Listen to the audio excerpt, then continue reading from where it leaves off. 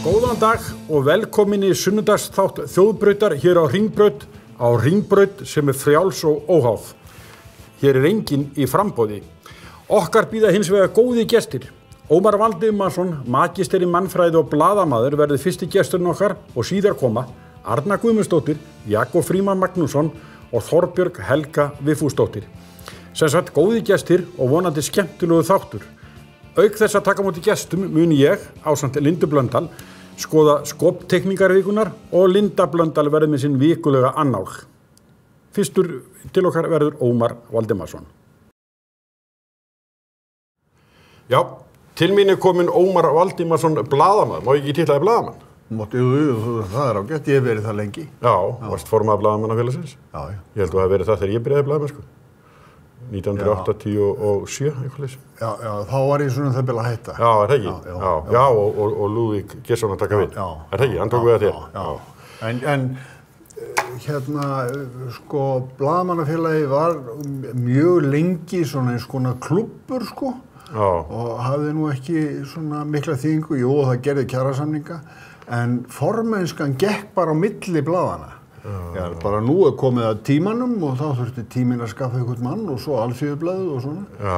En þarna þetta leiti kringum 80, þá var Kári Jónasson formaður og hafði komið útvarpinu og þá ákváðum við bara, hættum þessu vesinni að látum bara kjósa. Já. Og þá satt Kári í 2 ár og svo voru kosningar og ég hugsaði mér, Já, ég held að ég yrði betur heldur en þessi sem að ég heyrir að gætu haft áhuga á þessu. Já. Svo ég fór fram og vann það og satt í 6-7 ár, eitthvað svoleiðis. Og varstu góður? Ég var nokkuð farsæll, já. Já, það gekk bara vel. Við svona komum undir okkur fótunum svolítið peningarlega, komum okkur í svona tryggja tekjuöflun og svoleiðis við byggðum okkur saumabústað austur í Tungum og keyptum hús á Akureyri og þetta varð svona meira félag smán saman, svona stéttarfélag. Það talandi saumabústið að þegar ég var gist í öðuna þeirra með mína fjölskyldu og þá komst þú sem fyrrverandi formaður félagsins með fullt af trjám á svona konuðinni og ég var bara allt í einu, ég hingan á trjárækt, það hafði ekki og ég var áður ég vissi að þá fór halvu dagur í sumarfríinu minni í það að planta trjá með Ómari Valdimarsssyni. Já, það er gott, Þau hefa pluma sig ágætlega. Já, ég held að þessu bara, við hefum unnið ágætt verkefnaldi. Já, ég hef komið þarna einstaka sinnum svona með klippur á sumrinu og snirft þetta aðeins til og skipt mér að þessu. Mér finnst þetta eiga svolítið í mér, sko. Já, og þú í þessu? Já. Herðu, en Ómar, þú ég las mér til það að þegar þú ert 60 þá gefur þeirri menntun í afmælisgjöf. Já. Varstu ekki stúdent eða? Nei. Þannig að þú byrjar að... Það kom nú í ljós og háskólinn leit svo á að ég væri stúdent vegna þess að ég hafði verið 1 ár í amerísku menntaskóla sem unglingur. Og það dugði, það var stúdentsprófs ígildi. Því annars hefur ekki viljað mig. Það er ennþá það furðulega í háskólanum. Það er stúdentspróf eða bara við tölum ekki við þig. Og ég segja, ég er náttúrulega búinn að vinna í þetta 30-40 ár við þetta og þetta og ég er búinn að búa hér og þar og svona og ég er búinn að lesa mig til þetta, ég kann þetta og svo framvegis. Nei, það var bara þangað til ég mundi eftir þessu ameríska stúdentsprófi. Það var í vélritun og einhverju svona. Já, það dugði. Og þú ferð í mannfræði? Já. Ég mér hafði nú lengi langað, þetta var svolítið steinbann, og svo var ég búinn að vera lengi í burtu í svona svokölluðu þriðja heimslöndum og hafði upplifað þar og séð ýmislegt sem að mér langaði að skilja aðeins betur. Svo ég sagði, kannski getur mannfræðin hjálpað mér eitthvað í þessu. Og hún hefur nú gert það svona upp að vissu marki. og ég sagði besti ég ætla að pröfa þetta og sjá hvort þetta verður gaman og ef þetta ekki gaman þá bara hætti ég þessu. En þú kláraðir og heldur betur? Já, og svo var þetta gaman fyrsta árið og annað og þriðja og þegar þriðja árið var búið og hérna ég var með BA í mannfræði þá og segi þetta var bara nokkuð skemmtilegt, ég ætla bara að halda þess áfram. Og fór í meistaranám og kláraði það núna í vor og núna magister. Já, til hamingju með það. Já, hvað það? Herðu, en þú veluði Grímsey sem umfjöllunarefni í lokaverkefninu þínu. Hún fjallar Grímsey. Hún fjallar Grímsey. Sem mjög merkileg samfélag. Já, það það. Ég var með langan lista af hugmyndum hvað væri hægt að gera. Það svo margt sem forvitnilegt og margs konar mannlíf sem væri gaman að kynna sér aðeins. Svo hugsaði já, Grímsey, ég hef aldrei komið þangað, þekkti ekkert, ég kannaðist við einn mann þarna sem ég hafði hitt fyrir 30-40 árum og svo við fórum þarna út Jónsmessu fyrir 2014 líklega og ég ætlaði að sjá hvort þetta gæti hugsanlega gengið og ég var ekki búinn að vera nema í 2-3 daga þegar ég áttaði mig því að þetta alveg gráupplagt verkefni og svo ég fór nokkru sinnum til viðbótar og safnaði að mér öllu mögulegu sem hafði nánast bara öllu held ég sem hefur verið skrifað Grímsey og las þetta fram og tilbaka. Sem nú talsvert, eða ekki? Sem talsvert, jú, það var nú djúpt á sumu, Já.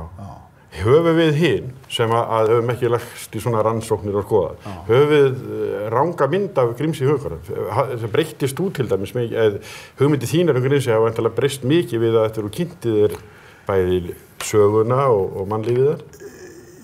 Já, það sem að breyttist helst var það þegar maður fer að kynnast fólki að þá áttar maður sig á því að það skiptir ekkert öllu máli hvar þú býrð. Fólk meira og minna alls staðar eins. Já, nú þú talsverða samanburð í því. Ég hef talsverða samanburð, já. Fólk meira og minna alls staðar eins. Það sama hvort það eru búddistar eða hindúar eða grímseyingar eða vestmanningar eða reykvíkingar eða hvort það er upp í Breiðholti eða í Vesturbænum. Þarfir og langanir fólks alltaf mjög svipaðar. En svo náttúrulega í Grímsey, þetta er svo örsmátt samfélag, Fyrsta sumarið sem ég kom þarna, þá settist ég niður með strák sem þarna býr og segir hverjir verða hérna í vetur. Töldum við þá. Því þá sagði Hagstofan þarna búa 80 manns, eitthvað svoleiðis. Og við, þegar við vorum búin að telja, þá sáum við, nei, það eru 63 sem búa hérna allt árið. Svo árið eftir, þá sagði hverjir verða svo hérna í vetur og þá voru það komin niður í 50. Og ég held að það fari lækkandi ennþá. Þetta má ekki við neinu. Ef eitthvað gerist sem að truflar svona þennan daglega rytmi í samfélaginu, þá ef þú ert að búa þessa truflun til, þá betra að fara. Þetta má ekki við neinu. Nei, samfélag getur þolið kannski ekki mikla fækkun eða verða mjög smátt varðandi þjónustu og fleira og svo líka það sem þú hennar sameiginlega félagsauð eins og það ekki? Það sem þetta gekk út hjá mér. Hvað það sem gerir fólki kleift að búa þarna í þessu fámenni og einangruninni og vera ekki fleiri en þetta. Og það var mín niðurstöða, það fólk hefur komið sér upp og það hefur orðið til þarna á löngum tíma svona sameiginlegur auður sem fólk getur sótt í, þessi félagsauður. Þetta nú svona félagsfræðilegt hugtak. Samkenndin, samstaða, er það sem að... Já. Það fyrsta sem ég hafa sagt, hér standa allir saman ef eitthvað á reynir, Og það alveg sama hvað gengur á þegar á reynir, þá standa Grímseyingar saman. Og svo var nú eiginlega mín niðurstaða, jú, það svo sem alveg rétt hjá þeim, en þeir standa saman það sem þeir vilja standa saman alveg eins og annar staðar. Ég held að sé ekkert öðruvísi en annað fólk með það. Og ef það gerist eitthvað sko sem að truflar svona gangverk samfélagsins, þá standa menn kannski ekki alveg eins mikið saman sko gagnvart þeim sem að veldu trufluninni. Það kom þarna upp mál sem að var hér í öllum fréttum hálft eitt, 2 ár síðan eitthvað svoleiðis. Að það hefði sett hann kæra á hendur manni sem býr í Grímsey fyrir kynferðislega misnotkun á ungri konu. Og þetta náttúrulega veldur sko, veldur miklu vandræðum og kvíða og öllu því.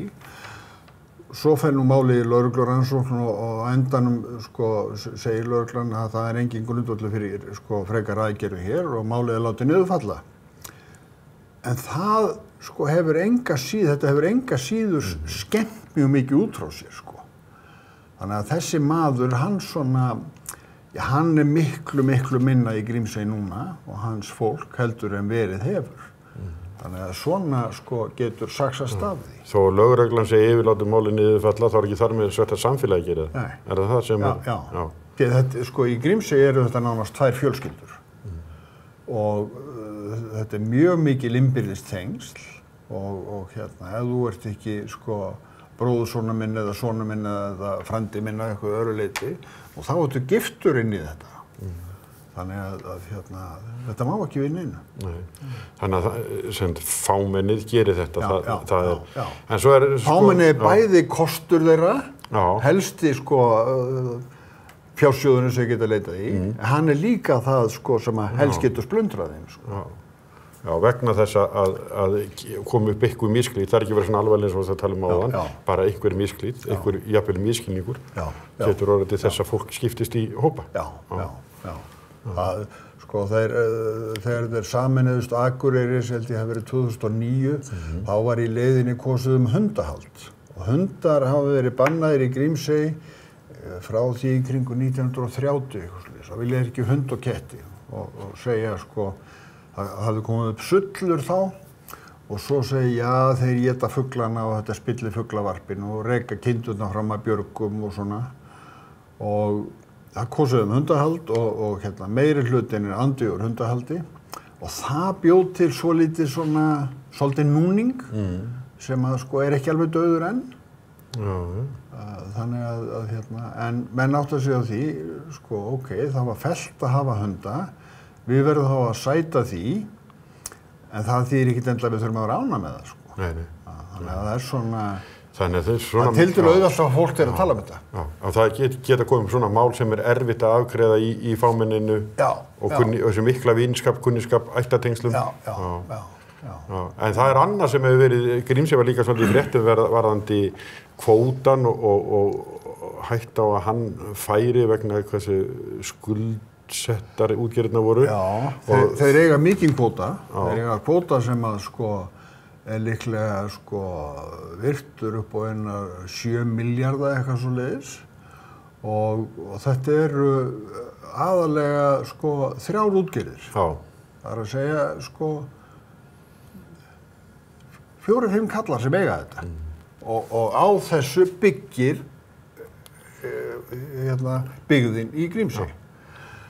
Svo gerist það fyrir hrun að þeir áttu sko það hafði eitt flutt og seldi allir sem kvóta og menn voru að reyna að kaupa þetta aftur og þeir eru búin að steypa sig í talsverðar skuldir og allt lítur vel út. Þeir segja sko eins og þetta núna þá lítur þetta bara vel út. Við getum vel staðið undir þessu.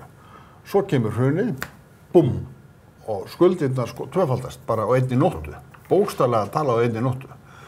Og þá segja þeir sko, við skuldum ykkur 800 milljónir, en það þýðir ekki við sem endilega til í að borga ykkur 1600.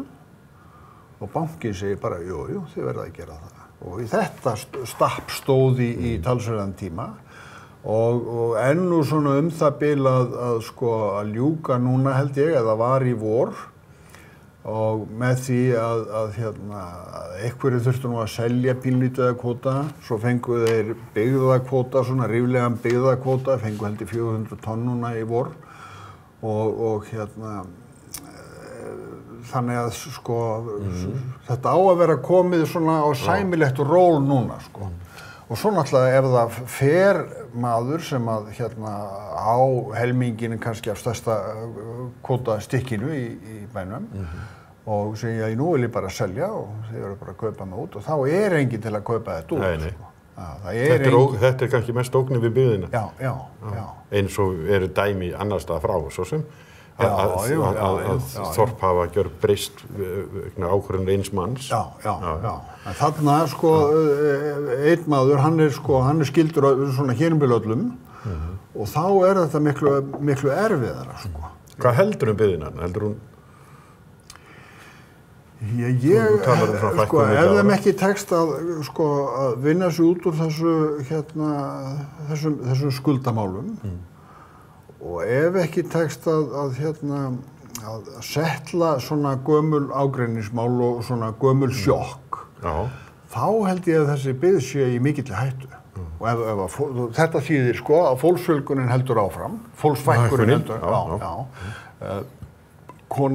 hjón sem ráku þarna sko matvöruverslun, svo var opinn svona í hádeginu og svo var hægt að hringja, heyrðu, mig vantar þetta og þau gáfust upp svo þetta borgar sig ekki, það koma sko heilu mánuðnar á sumrin þar sem eru bara 20 manns í inni sko og svo kom einhverjir túristar og þau kaupa svolítið harfisk og svo framvegis og það tóku, sko, 2 aðra konur tóku við þessu, en að halda úti verslun fyrir kannski 40 manns, það getur náttúrulega ekki, sko... Ekki gróða vegur. Nei, það ekki mikill business held ég, sko. Nei. En þú þú ferð í mannfræðina, þú náttúrulega búin að fara víða, þú varst sendifulltrúi Rauða krossins í mörg ár, þú fórst mjög víða, þannig að þú búin að kynnast. Þú segir öll í grunninn eru veginn sem samt náttúrulega þarfir okkar og lífsskilyrði ekki eins. Lífsskilyrði eru svo mismunandi. Það sko, það sem fólk að kvarta yfir hér til dæmis, kvarta yfir fátækt og það sé allt ómögulegt og svona. Sko, miðað við til dæmis hvernig ástandi í, Malaví, þar sem ég var síðast. Þá erum við öll sko margfaldir skriljónamæringar sko. En það eiginlega ekkert að marka það sko. Vegna þess að maður finnur þá sjálfur sér sko, maður býr sér til einhverja þarfir og það eitthvað, ég vil hafa þetta svona og ef að það tekst ekki, þá eitthvað að sko. En í Malaví þá sko vaknar þú á morgnar og spekulur í hvað fáum við nú að borða í dag, að fáum við að borða í dag sko. Og út í sveitunum þar sem að fólk í sko hreinustu örbirgð sko, að þá horfir fram til þess að ef það rignir ekki nóg, þá verður uppskeran ekki nóg og þá horfir þú bara fram á 6-7 mánaða hungurtíma sko. Svo að þú ert ekki mikið að hugsa sko fegurra mannlíf og Shakespeare eða Tagore eða eitthvað svona sko þegar að lífið snýst það hvort þú farið eitthvað að borða. Og möguleikarnir ekki miklir. Möguleikarnir eru nánast engir sko. Nei, að fólk veit nánast bara þegar það vaknar að þetta verður harður dagur. Já. Er það ekki? Já, verður harður dagur. Það ekki víða hægt að leita mat. Já. Og hvar vatnið sko? Og það þarf að fara að sækja vatn og Rauði krossinn hefur nú staðið sig alveg sko skínandi vel í því að setja niður brunna. Það er nóg vatn undir yfirborðinu. Víðast hvar. Nóg vatn, ágætt vatn sko. Og það þarf að bora eftir þessu og þessi litlu pláss, þau hafa engin ráð það. Í þessu sko í þessum hrepp sem við vorum að vinna, þar settum við niður 10-12 brunna held ég sjóðni núna og þar voru engin vegir, þar voru engin faratæki, svo við keyptum dálítið af reiðhjólum fyrir þá sem voru sko að vinna með okkur, sjálfboðaliðana og það gjörbreytti bara ástandinu. Hefur reiðhjól að komast svo keyptum við svolítið af litlum vögnum sem hægt að hengja aftan í hjólinu og það voru sjúkrabílar. Því áður þurftu kannski barnshafandi konur að ganga í 3-4 tíma til að komast á klíníkina. þar sem ekkert var til. Nei. Og kannski ef vel, sko, ef það var í góðu standi þá var þar einn sjúkraliði sem hafði lokið hálfu ári eitthvað svoleiðis í einhverju praktísku. Þá var bara læknirinn á staðnum, sko. Þannig að þetta eru ótrúlegar aðstæður. Já, já. Hægt að gera mikið eins og segir, eins og með þessum brunnum sem að væntanlega ekki bara til drykkjar, hefur það ekki árið þá að yrkja landið? Já. Svo nú eitt, sko, með brunnar, þó maður sæi það ekki í Malaví, maður hefur séð það annars staðar, að það kominn brunnur í þorpið og það eru konundar sem áður þurft að fara niður að á og sækja vatn og svona og til að sjá þvottana og allt þetta. Þá eru þær einhvern veginn ekkert mjög ánægðar með brunnin, því að hann tekur af þeim þetta tækifæri til að fara niður að á, vera þvo, hitta hina konurnar og sitja þar og spjalla svo litla stund. Því að, sko, þú gerir það ekkert við brunnin. Nei, félagslega athöfn svolítið. Já. Sem að skipti miklu máli. Eflaust, bara samskipti fólks. Já, og búa til byggja upp félagsöðin, efla hann og treysta. Það skiptir svo miklu máli. En þetta hefur, Ómar, að vera starfandi þetta, lítur hafa haft meðal annars þau áhrif að þú vilt fara í mannfræði, að þú búin að sjá svo ólíkar myndir af mannskepnunni eða umhverfi hennar. Já, það var það sem mér langaði að gera og mér finnst þetta, sko, mannfræðin, þú getur nánast, sko, hún getur nánast nú það hvað sem sko. Þannig að ég hef, sko, verið í svona litlum verkefnum sko, flóttamenn í Búrúndí og mannlíf í Norður-Kóreu og konungsstyrkurinn í Tælandi og dittin og dattin svona hlutir sem ég hef kynnst. Svo fer maður að spekla í bítu, ég var nú lengi í fjölmiðlun. Jú, þá kemur náttúrulega á daginn að það er til eitthvað sem heitir mannfræði fjölmiðla. Sem að, sko, er nú spennandi verkefni út af fyrir sig. Og ég er svona aðeins að velta því fyrir mig núna, sko. Það er eitthvað sem ég get gert í því. Og já. En talandi fjölmiðl og þessa reynslu þína, hvernig tekst fjölmiðlum að færa fréttir til dæmis frá Malaví, lífi fólksins þar og ef þau séum bara líka misskiptingunni?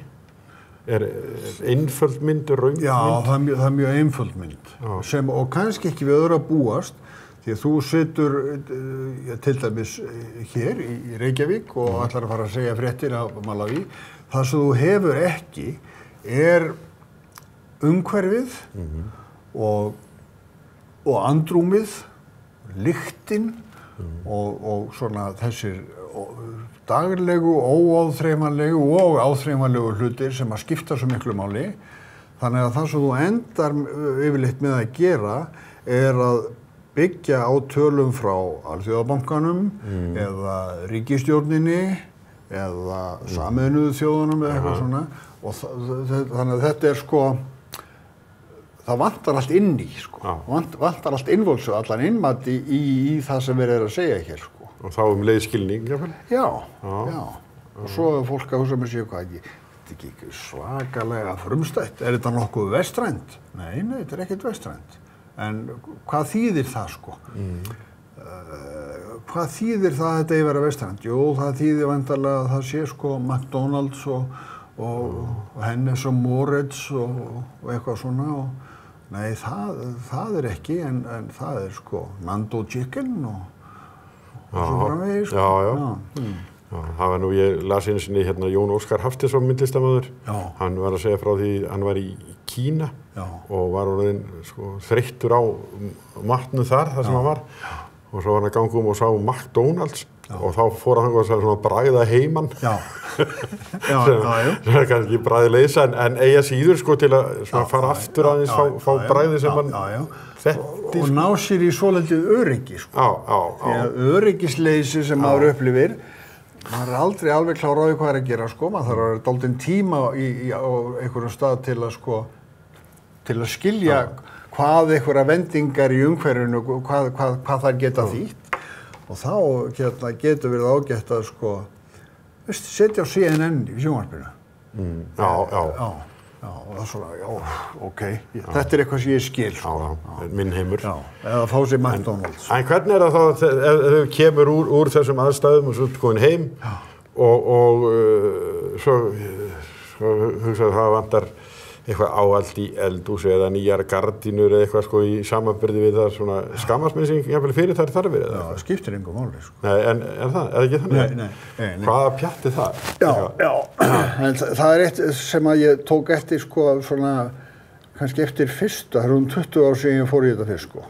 Og þegar maður var að koma heim, var búin að vera 6 mánuði í flóttamannabúðum í Tansaníu, það var 500.000 flóttamanna í morgumat og svo kemur maður heim og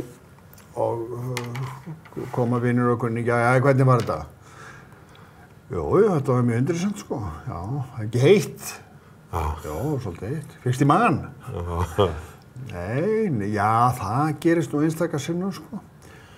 Svo eftir svona 2 mínútur þá bara kemur móða yfir andlitið á fólki og það fer bara að tala um gardínurnar.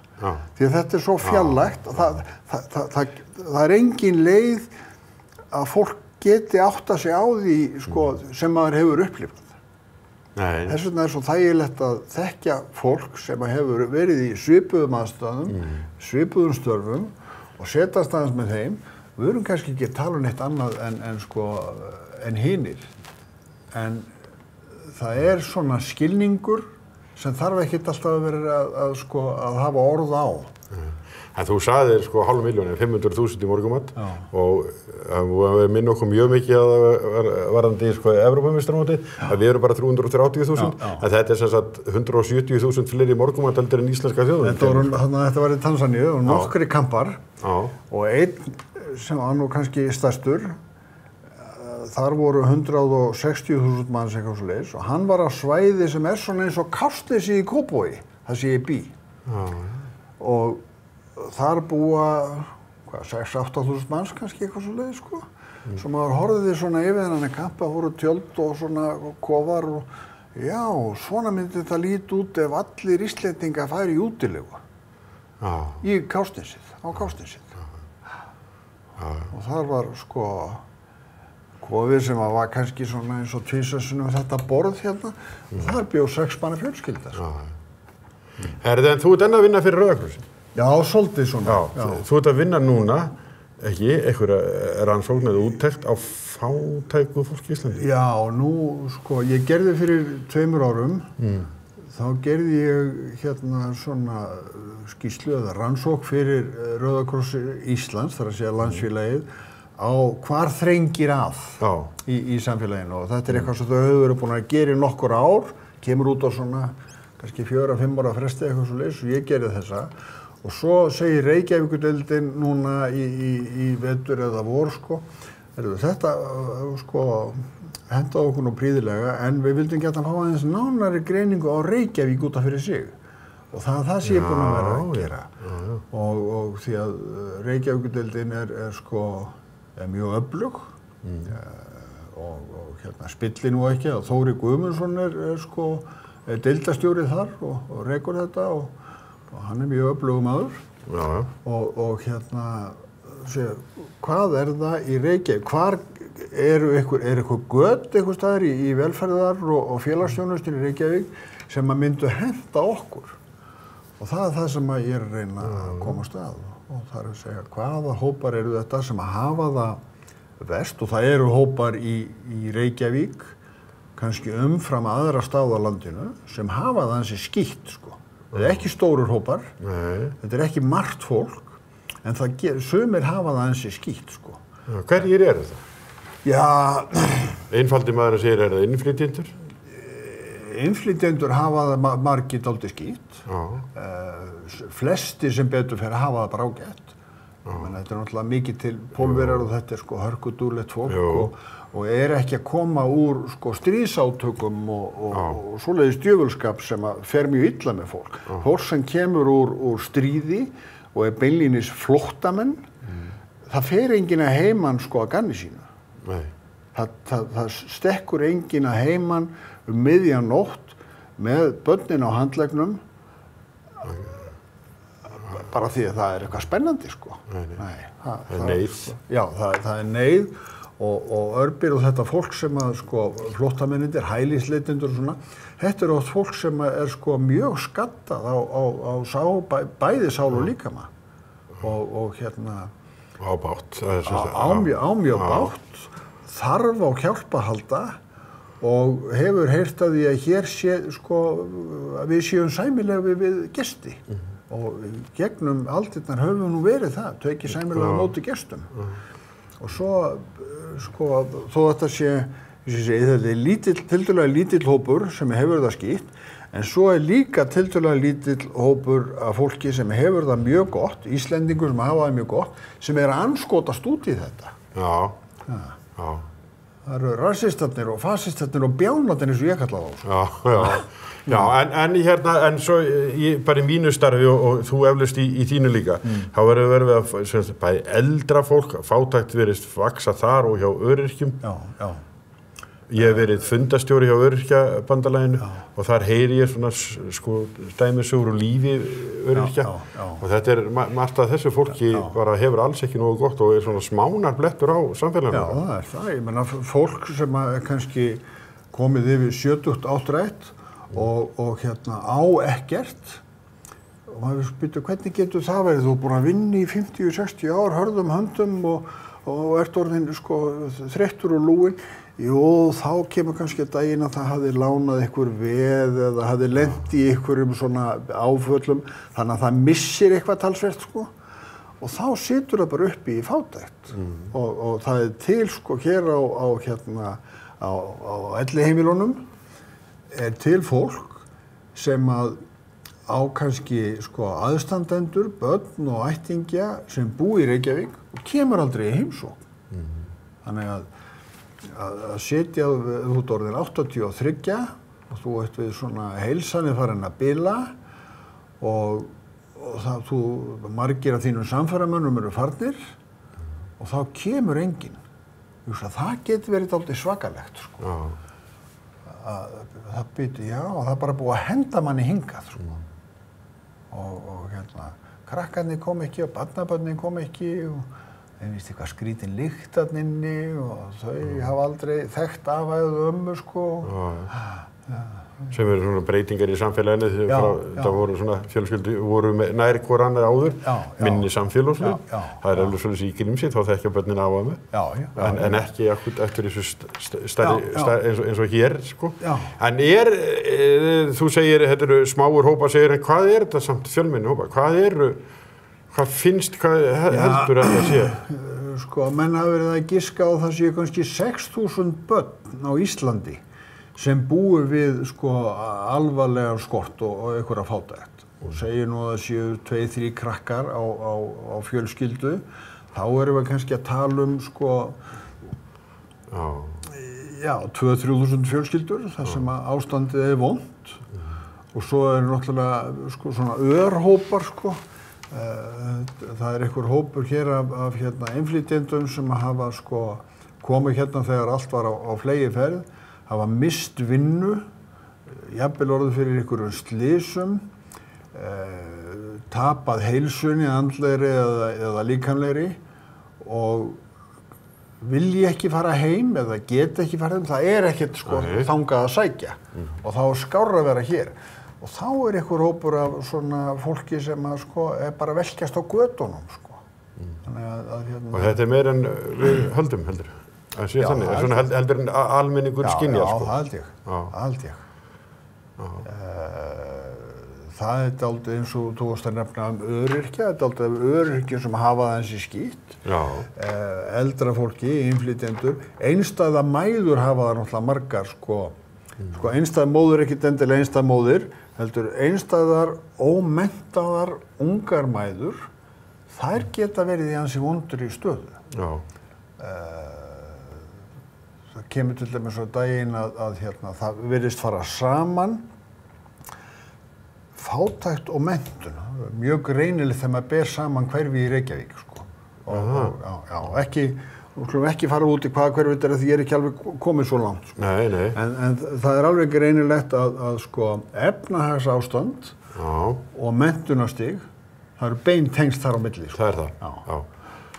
Og fólki hópa sér einhvern veginn saman eða hvað? Eða svona líkur sækir líka heim? Eða sko, þeir vantar húsnæði og þó þú kannski viljir búa í á Hádegisveginum, að þá bara ekki pláss þar húsnæði þar sem þú ræður við að borga. Þannig að þú endar í einhverju kjallarakompu eða einhverju herbyggi. Það sem ódýrast. Já, í iðnaðarhúsnæði, suður í Kópavogi eða upp á Ártúnshöfða eða hvar þetta eða þá í félagslegu húsnæði sem talsvert af í Brjáltinu. Það nú sko verið að kaupa dálítið af íbúðum hingað og þangað borgina sem að fyrir fólk sem að þarf bara hjálp nú og framvegis. Það dálítið til af svoleiðisfólki sem að sko... En stundum þetta fólk svolítið dæmt út af því að það til einhver dæmi fólk sem að kalla það kunna spila á kerfið og þá eru sumir sem að vera alhæfa það yfir þá sem að ykkur hluta vegna eiga erfitt. Getur verið vegna veikinda vegna aðstæðna. Og þá kemur maður sko, maður kemur alltaf aftur að þessu sama að það fáfræðin og þekkingarleiði sem býr til fordómana. Þannig að ef þú sko, þú kynnst sko frakka sem hafa bæði latur og hiskinn og þjófóttur, þá bara allir frakkar svoleiðis.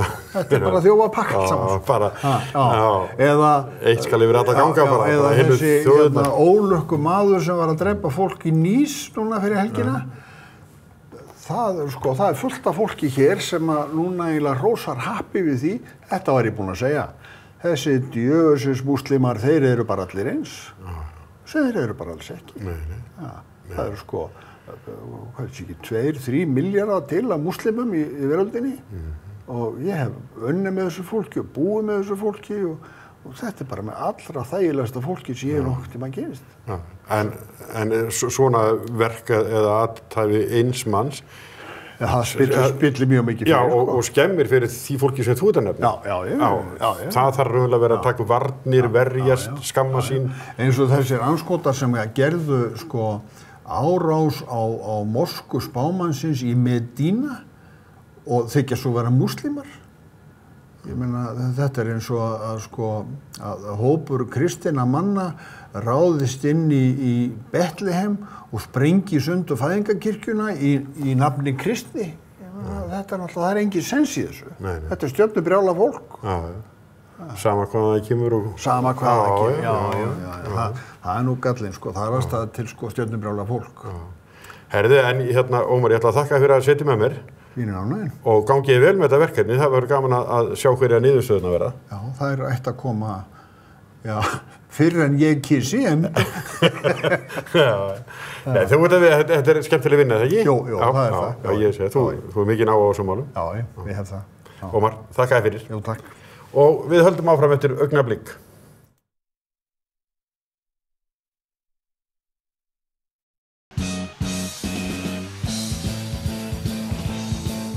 Jú, eins og vanalega á þjóðbrautarsunnudögum og þá förum við Sigurjón yfir skopmyndir vikunar.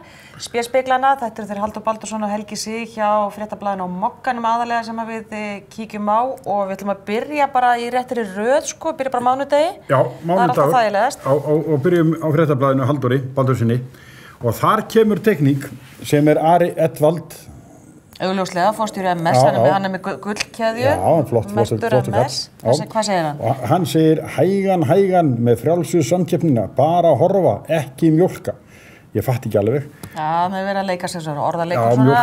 Mjólka var náttúrulega sem að Kaupfélag Skagfirðinga keypti og í samstarfi við Mjólkursamsöluna og þetta náttúrulega út af sektinni. Jú, þetta það. Sem samkeppniseftirlitið. En hérna þó ég ná ekki alveg húmornum í þessu, þá skjóti því bara til áhorfenda, þeir finna út úr því. En svona tekníkin. Já, hann hefur náttúrulega verið svona maður frjálsra samkeppni en síðan allt í einu orðin eitthvað annað. Já, hann orðin útvörður einokunarinnar. Já, ég til einhvern bleikum jakkafötum, það annar mál. Já, og með gullkeðjum. Herðu, en förum yfir í Moggan. Helgi Sigurðsson. Hér þarf hláturpásu. Það hérna grunnurinn kominn af fjárlagafrumvarpi 2017. Já, og það steiftur grunnur og það eru menn hérna í svona grámanum að að bera steipuna og þá bara kjósa framtíðina, segja þeir, en hún ekki. Já, nú skil ég þetta, sko. Þú getur kosið eins og þú vilt, þú ert að kjósa eitthvað sem búið ákveða núna að kosningarnar sem sagt breyta engu vegna þess að núverandi ríkisstjórn gengur frá fjárlagafrumvarpinu, fjárlögu næsta árs. Við erum í kjósinni af framtíð. Það búið að steypa þetta í grunninn. Hún bara steypt og grafin. Segðu svo, skiljir þetta ekki. Já, segðu. Má ég sjá þetta? Þetta er uppáhaldsmyndin þín. Þetta á þriðjudegi, Halldór Baldursson. Þetta er Sigurður í vikuna, þessi teikning. Sigurður Ingi Jóhannsson, sem var landbúnaðarráðherra. Já, og núna forsætisráðherra og ræður þessuna meira en hann réði áður. Hann með búvörusamninginn, hágrátandi, heldur fast við mann og segir það verður þá bara ekkert kosið í haust og ríkisstjórnin framlengt fram á vor. Já. Þið bara rétt að ráðið, ef þið samþykki ekki í búvörusamninginn, þá sitjið uppi með mig fram á vor. Ég finnst þetta besta teikning vikunar. En hann skrifaði undir þannig samningarna í febrúar, en nú skulum við kíkja. Hér ung sjálfstæðiskona, þetta ritari Sjálfstæðisflokksins, Áslaug Arna Sigurbjörnsdóttir, og hún hefur gagnrýnt harðlega húsnæðisfrumvörp Eyglóar Harðardóttur, setur þetta hérna í pappíristætarann og hún segir ef ungt fólk getur leigt, þá getur það keypt. Já, og þetta ritari Sjálfstæðisvélur séreignarstefnuna. Það sem hún að meina að hún að segja að Eygló sé að fara gamaldags leið, hún sé bara að stoppa í götin og hún sé svona bjóða upp á svona eitthvað bótaleið, sko. Hækka leiguna, hún segir ungt fólk vill fá að geta keypt sér og Eygló ekki að leysa það. Sko, séreignarstefnan grunnstefna Sjálfstæðisflokksins í þessum málaflokki, sko. Þannig að hún að halda henni bara til haga og þarna greinir stjórnarflokkuna væntanlega eitthvað á, þrátt fyrir náttúrulega Bjarni Benediktsson sem búinn að opna, sko, ríkissjóð fyrir. Já, ég veit ekki hvað sem fyndi þetta svo sem þetta er skýrmynd, við þekkjum konuna hérna og textan. Akkurat. Herðu, það kom miðvikudagur hér og þessi reyndar mjög góð. Það er hundur að keyra strætó. Hundurinn að keyra strætó og hann er svona frekar svona álitlegur og hérna segir. Og sérðu á hvað hann að hlusta? Hann að hlusta útvarpssögu non-stop stendur. Hann segir, ok, ég er ekki að nenni þessu, unglingar eiga að vera aftast í búri, svo þeir klína ekki tyggjó í sætin, svo er ég með ofnæmi fyrir unglingabólum og klamydíu. Já, nú snýst þess að við. Það er hundurinn sem er strætóbílstjórinn og þú er ekki svo unglinga aftur í búr. Það er umræðan sem sé að leyfa fólki að fara með gæludýrin sín. Fara með gæludýrin sín í strætó. Já, þetta er hlutverkarskipti. Gæludýr í keirir og þolir í júlingana. Já, aftur í miðugur. Já, í búr. En herðu, yfir miðugudag sem kom líka á Moggann. Þetta er helgi, neytandinn beri ekki kostnað vegna sekta á MS. Já, það er sem sagt bóndinn á að bera þetta einn. Já. Er það ekki? Hann með þungabyrðið þarna? Jú, og illa líktandi skítur þarna og eitthvað. Já, það er hann sem er bara. Mér tungan eiginlega best hérna, sko. Hann sleikir alveg upp í nösin á sér, sem að þau geta nú stundum. Já, þetta er svona, við skiljum þetta. En svo kemur hann, Halldór var í stuði þessari viku, þess er einstaklega góð. Þetta er 50 dagur. Kjararáð tekur fyrir laun forstöðumanna ríkisstofnana á fundi sínum. Allir sammála bara, Samstaða kjararáðs, hún er bara eins og sko landsliðsins bara. Eins og áhorfenda landsliðsins, Íslendinga þegar það keppir. Það er bara víkingaklappið. Þetta er glæsilegt. Já, þetta var mjög umdeilt í vikunni. Já, þetta var 50 dagur, hvað gerði helgi á Mogganum á 50 deginum? Já. Hér er stór hönd og langar og beittar neglur. Glóbalismin. Já, á erminni stendur glóbalismin. Munum við afsala okkur lýðræðin í blindni? Er spurt. Já, er spurt, sko. Hérna er útlendingalögin, tollasamningu ESB, TTIP, TISA, TPP. Búvörusamningurinn og svo situr maður sem er að skrifa undir alla þessa samninga með bundi fyrir augum. Og hann er sérst fyrir Íslandshönd, þetta er íslenski embættismaðurinn. Og hann segir, en má ég ekki skoða samningan áður en ég skrifa undir? Og þá kemur stóra höndin, glóbalismin. Þú er ekkert vit á þessu hvort sem er skrifað undir hér og hér og hér og hér og hér og við förum yfir á næsta dag sem er föstudagur. Gagnrýni glóbalismans föstudagur. Þessi er líka góður. Halldór var í miklu stuði. Alveg bara banastuði. Þessi finnst mér best einn. Hann hefur verið búin til sólinni að tekna. Þetta er sitt myndin af fábjánanum sem stjórnar heiminum. Já. Og hvað segir hann? Linda, lestu nú fyrir okkur? Þarna stendur hann alveg svo vitleysingur. Ég kaus hættulegasta mann í heimi til valda í Rússlandi og ég ætla að kjósa annan enn hættulegri í USA. Sjá svo til hvað gerist. Kýs sundrungu Evrópu og gegn samfélagsábyrgð, samheldni, ást og friði. Trú ekki að hlýnun jarðar sem ég að kenna, en trúi því að allir þeir sem trúi ekki því sem ég trúi fær til helvítis. Svo ég algjörlega á móti því að hundar fá að fara í strætó, nennið ekki. Og þetta þetta fábjáni sem stjórnar heiminum. Þetta þessi fúll á móti, hann á móti öllu, ég teka enga ábyrgð, ég hérna, já, hann gefur skít bara í samfélagið. Og hér kemur, sko. Hér helgi á föstudegi. Já, Salek kistan hérna. Kjararáð rak síðasta naglan í Salek. Ekki rétt? Alveg, þetta risanagla. Nýjasta hækkun, síðasti naglin líkistu Salek. Og Gylfi Arnbjörnsson, ASÍ segir, nú hækka kjararáð hæstu laun forstöðu og nefndarmanna. Þetta gengur ekki, þeir verða að koma með hærri laun en ég. Ég gerði annað, sko. Ég gáði hvað hérna Gylfi með í laun. Þetta svipur laun, sko. Hann með 1250 skall á mánuði, segir Frjálsverslan. Já, og það 1246.000 nákvæmlega. Já, það hefur komið reglulega upp hvað þá, sko, forystumenn launþegahreyfingarinnar eru sumir með há laun. Já, það í... Og geta þá illa, svo sem gagnrýnt, launahækkanir þeirra sem stjórna hjá ríkinu. En mér finnst best samt í að kjararáð að hafa hækkað laun skólastjóra lögregluskólans eftir að starfið var lagt niður að hækkuð sem biðlaunin hans. Já. Hann hefur ekki vinnuskyldu lengur. Nei. Hann bara á þess að vinna. Þetta er mjög aðkallandi. Já, hækka launin, biðlaun. En rökstuðningurinn aukið álag og fleira í þeim dúr. Já, ég veit ekki, en sumt sko afturvirkt til 2014, sagði til. Já, því til viðbótar. Já, og sumt til ásins í fyrra og þá kannski jókst álagið á þeim einhvern veginn. Já. En... Svona þetta. Já, mesta hækkunni var 48%. Já, en hvernig fannst þér teknika vikunar? Ég ofsalega ánægð með Halldór og reyndar ég líka ánægð með Helga því að stundum þá á ég erfitt með að skilja hann. Já, ég líka. Og að því hann með hennar myndagáttustíl, eins og við höfum nú ég lélegur í myndagátum. Já, rætt oft. En það sem hann náttúrulega, hann stundum svolítið beittari, sko, þó að Halldór geti verið það. Já, meina hann svona, já, ég held það bara hreint. En Halldór maður sé nú alveg svona, sko, samt pólitíkin í Halldóri. Jú, ég ekki að segja að hún sé ekki hérna. En hann svona, sko, hann svona stjórnarandstæðingur, meðan Helgi svona meiri stjórnarsinni, ef eitthvað er. Já, og hann sko Helgi núna í vikunni hérna stóra pillu á globalisman, alþjóðavæðinguna, sem að hann málar þarna mjög neikvæðum litum. Já. Mjög svo, og að við séum að fara svona illa með okkur í blindni.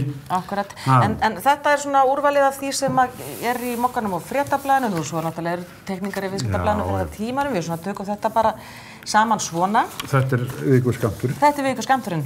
Já, Linda, þá þessu lokið hjá okkur núna, en þú ætlar að taka við og verða með viku annál Lindu Blöndal. Passar. Og þá það liðin vika, það bar margt á góma hér á Þjóðbraut í vikunni, áberandi var umræðan búvörusamningin, nú heilbrigðiskerfið og ekki síst ákvörðun kjararáðs að hækka laun þeirra sem að stjórna hjá ríkinu og ýmislegt fleira. En við skulum byrja á því að sjá nokkur velvalin brot af því sem búið að vera í gangi hérna hjá okkur í vikunni.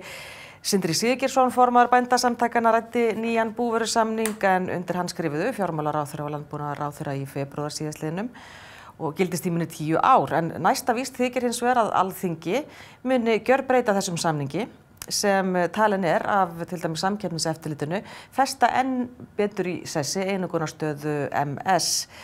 En eftirlitið sektaði MS fyrir nokkrum dögum svona eins og þekkt en við skulum heyra stuttlega hvað Sindri sagði í byrjun vikunar hér á Þjóðbraut.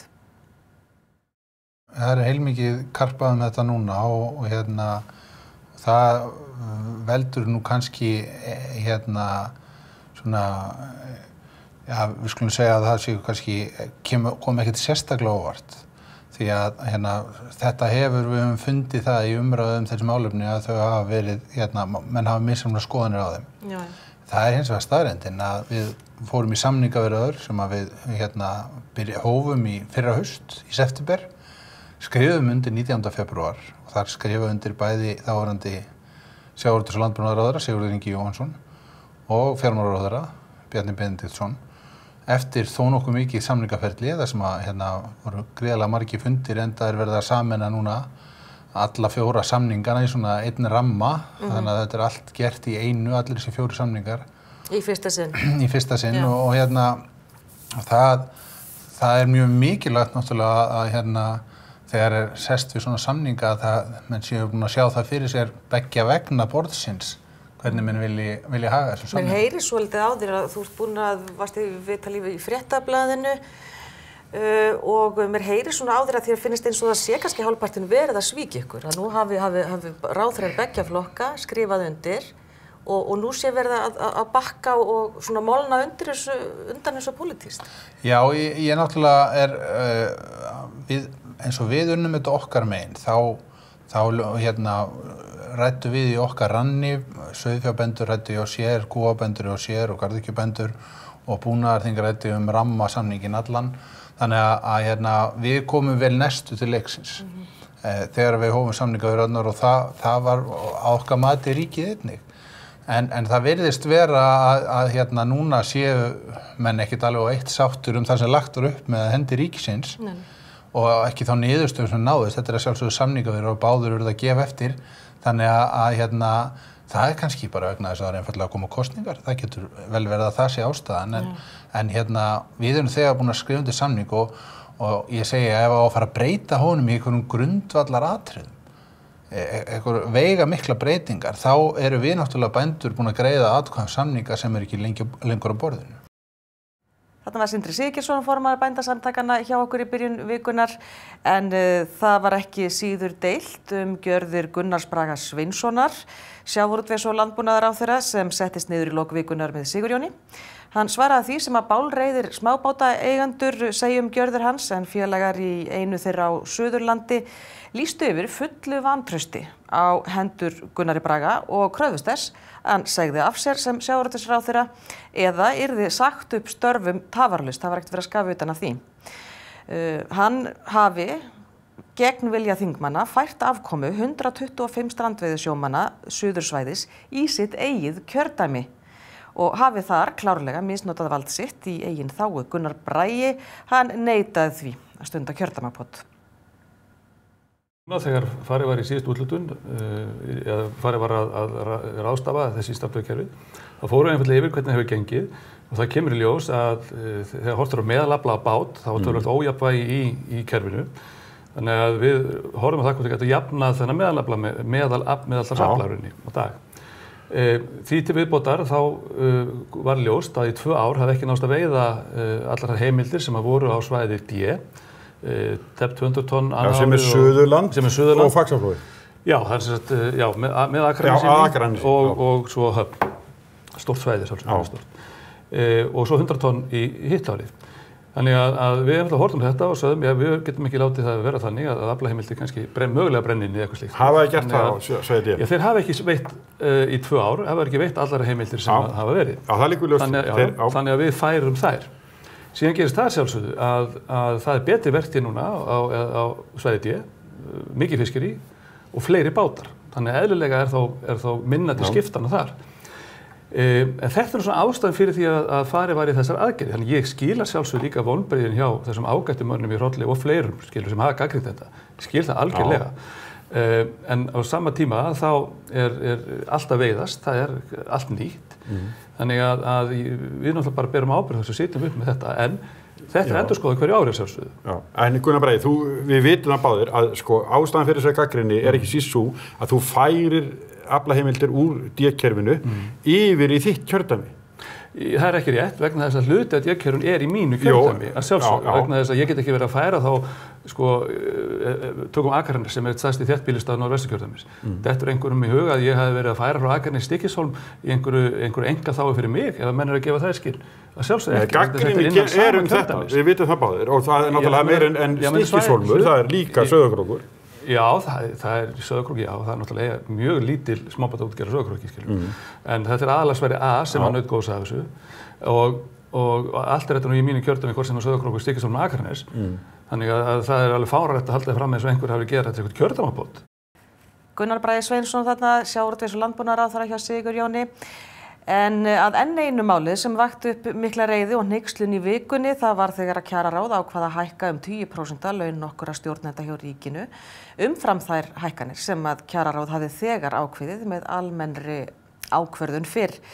Drífa Snædal, framkvæmdastjóri Starfsgreinasambandsins, kom hingað í miðri viku en fulltrúar launþegahreyfingarinnar létu sitt ekki eftir liggja í því að tjá sig málið. Drífa sagði meðal annars að skoða verði hvort að forsendubrestur hafi orðið gagnvart SALEG-samkomulaginu og gagnvart kjarasamningum. Það mjög mikið talað aukið álag eins og hjá Útlendingastofnun, landlækni og fleirum á þessum úrskurðum. Hins vegar finnst mér einhvern veginn standa upp úr, það kom úrskurður frá kjararáði og fólk verið brjálað. Og það alveg tilefni til, af því að þarna fólk að fá kannski grunnhækkun 300.000 krónur. Ja. Við vorum að berjast fyrir því hérna í hatrammri baráttu í fyrra að koma lágmarkslaunum í landinu upp í 300.000 krónur. Og það tókst og mun takast 2018 samkvæmt okkar samningum. Þannig að þetta eðlilega vekur þetta fyrir þeir. Svo hugsaðum við, sko, hvar eru kríteríurnar? Ég kalla svolítið eftir því að það verði bara gagnsæi í launasetningu hjá ríkinu og vonandi víðar sko hvað erum við að borga fyrir mannaforrað, hvað erum við að borga fyrir ábyrgð, hvað erum við að borga fyrir menntun, hvað erum við að borga fyrir aukið álag í starfi.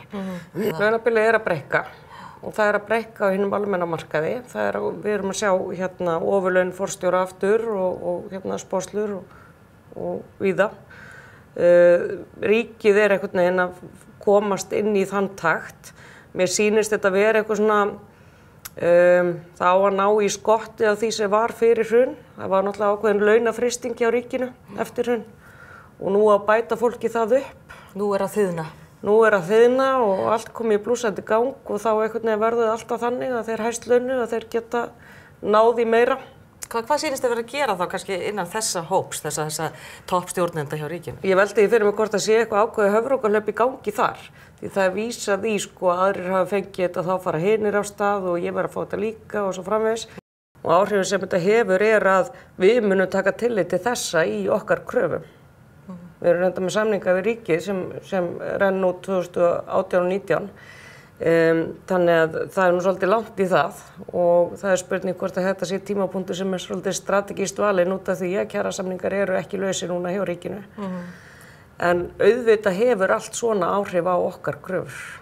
Drífa Snædal þarna framkvæmdastjóri Starfsgreinasambandsins og vísaði þarna meðal annars í að sumir stjórnendanna sem að fengu launahækkanir sögðust vera undir svo miklu álagi að þeir þyrftu launahækkun. En Henný Hins, aðalhagfræðingur Alþýðusambandsins, var gestur þjóðbrautar á þriðjudag.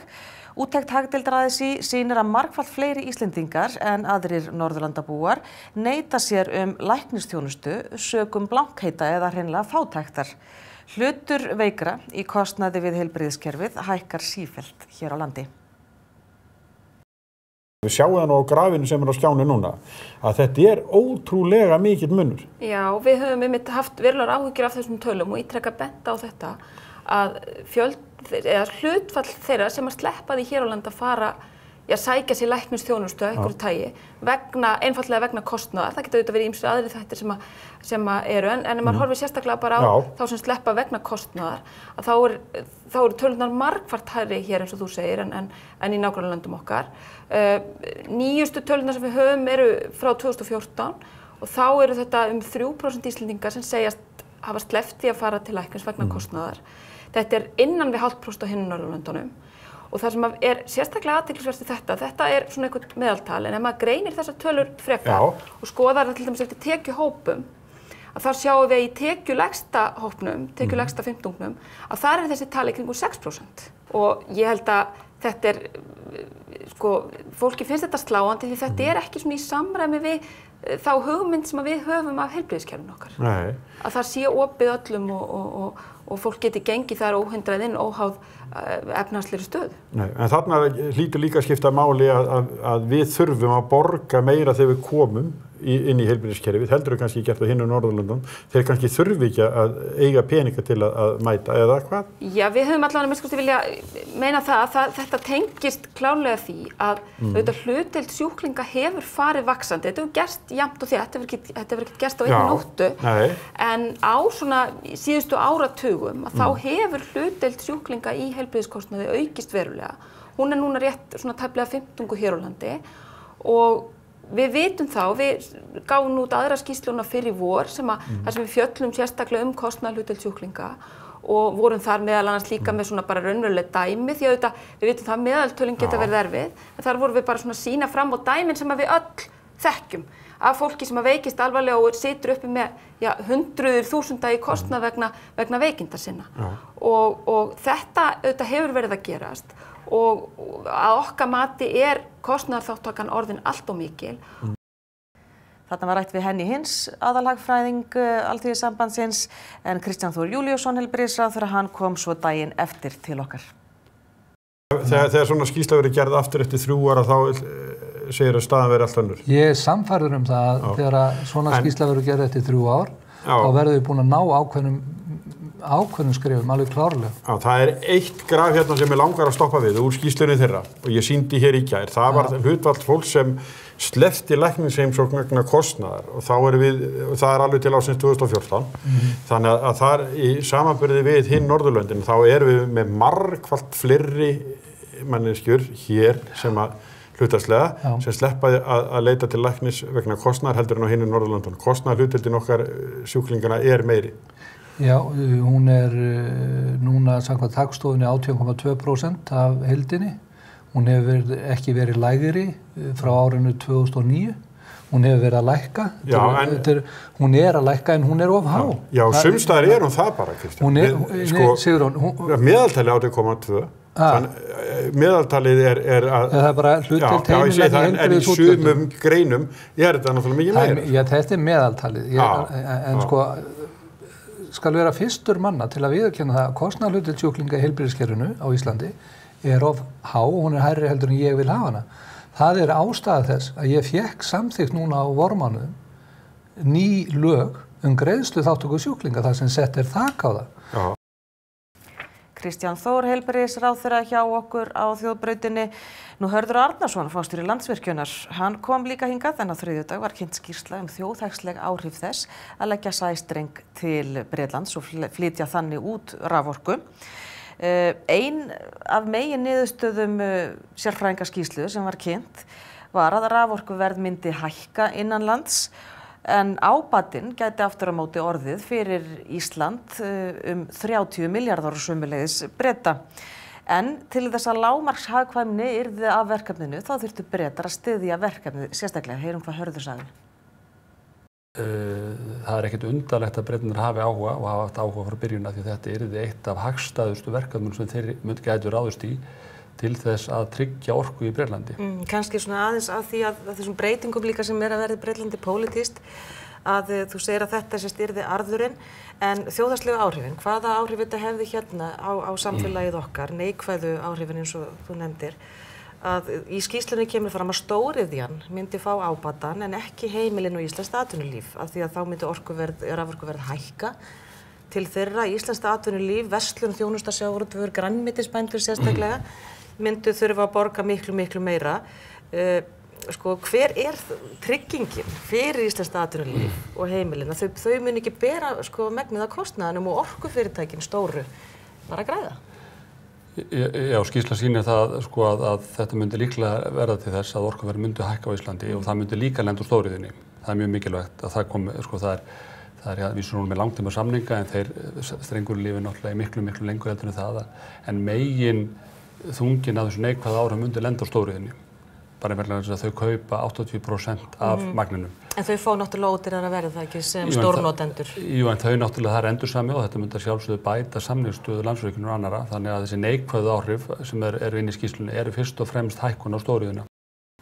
Hörður Arnarsson, forstjóri Landsvirkjunar, þarna hjá okkur á þjóðbrautinni. Það voru mun fleiri gestir sem að runnu hér í gegn að sjálfsögðu og sögðu margt og merkilegt. En við skulum setja punktinn hér í bili og Sigurjón heldur áfram með góða gesti hér á þessum ágæta sunnudagsmorgni.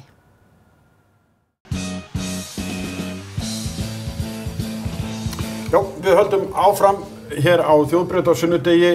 Við ætlum að fara yfir fréttir síðustu daga og bara hvað sem okkur langar. Til mín komin Þorbjörg Helga Vigfúsdóttir, Jakob Frímann Magnússon og Arna Guðmundsdóttir. Verið velkomin. Takk fyrir. Jakob, byrjum á þér. Það mikið fjallað ferðamennina og hversu margir koma til okkar.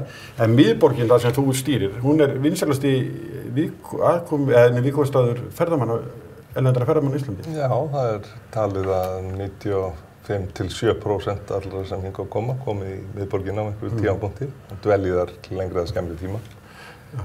En þetta mikið álag á þetta svæði? Já, það sumir sem upplifa þetta sem svona hernámsástand. Já. En það var nú ágætis búhnykkur fyrir okkur á sínum tíma, hernámið, og það það í rauninni líka í dag. En þetta felur í sér breytingar á svona samfélaginu og umhverfinu.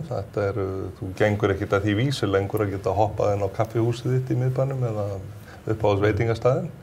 Það þýðir að veitingastaðirnir kannski, þeim fer að fjölga á efri hæðum og í hliðargötum og jafnvel svona eins og bara á Ægisíðunni eða Nesveginum og svona aðeins í úthverfunum. Það bara fínt, þá fara lokal Íslendingar þangað og útlendingarnir fá að vera á sínum stað. En fyrir ykkur sem eru svona að vinna í þessu, að þá það þannig, ég heyrði á þið þurfið svona að sætta fólk. Já, sko það samhliða þessu sem náttúrulega bara alveg ótrúlegt, já, við getum sagt, ótrúlega hraður vöxtur á einni grein sem að felur í sér svona vaxtarverki.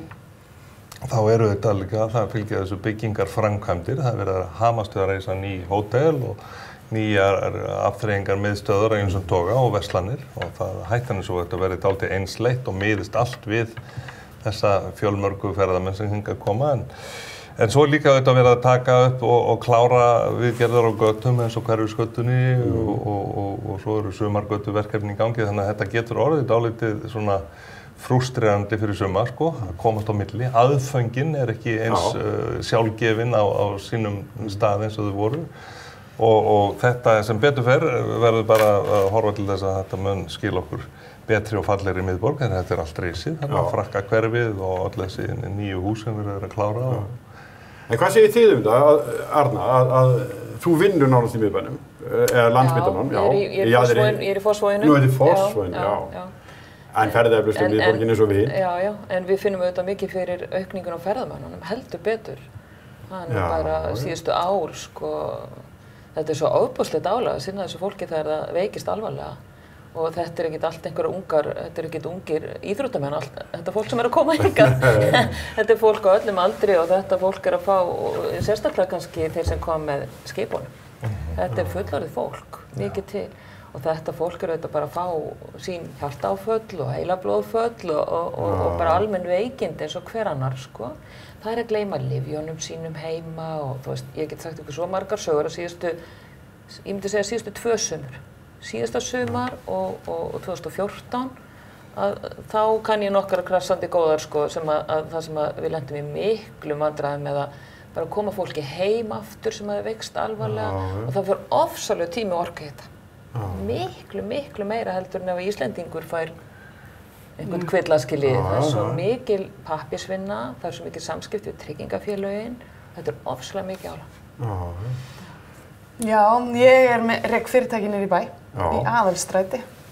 Þannig að ég að upplifa þetta allt og við Kobbi hittust reglulega og förnum vegi. Og rútur sem stoppaði þegar það komið í? Já, mér finnst ég aðalega að vera að hjálpa útlendingum að finna réttu leiðina. Mjög mikið verið að leita að stöðum sem ég hefði ekki átt að væri komin á kortið eins og Þjóðminjasafnið og þau eru að leita af götum og svona og það náttúrulega aðeins að vantar dálítið margt upp á infrastruktúru hjá okkur sko. Ég meina vantar svona vegvísa og ýmislegt en ég skil alveg að það sem að Jakob að segja, það eru togstreita á milli Íslendinga og útlendinga þessa dagana niður í bæ. Það er líka verið að framkvæma mikið eins og Jakob sagði. Það er engin bílastæðaplön lengur og það er erfitt að leggja og svona það er smá erfitt að reka fyrirtækinu í bæ, það er dýrt að borða, það er dýrt að borða í hádeginu. Við erum miklu kúnnar Alibaba bara því að það kostar 1000 krónur vefjan en það er allt 2500, það er bara allt á 2500 krónur hádegismaturinn. Og þetta dettur svo aðeins niður á veitunar verðið en þetta svona hefur alveg áhrif á dýrleiga og dýrt að vera niður í bæ og það er svona ágefni ef það blandast ekki saman byggð og fyrirtæki og túrismi, af því að þá hefur engin túristi áhuga lengur, af því að þetta á að vera blandað. Það sem maður verður að horfa til að sko, það mikil fjöldi bílastæða hefur horfið núna, meðal annars út af þessum framkvæmdum sem eru til dæmis við hliðina á Tollstjórahúsinu núna, sem rísa náttúrulega ný svona miðborgarkringla og þegar þetta allt fullgert, hótelir risi við Hörpuna og svona, þá eru 1100 bílastæði neðanjarðar aðgengileg og auðveld. Þannig að það nú svona, við horfum til þess, en það auðvitað 2019. Í Hafnartorginu verður. Nei, sem sagt þarna undir Hörpunni núna, og svo hótelinu og Kólaportinu, þá þetta sko, eftir 2-3 ár, þá þetta komið gott lag. Þangað til þetta erfitt. Ég myndi horfa á svona 2020 í þessum. Gott að vera.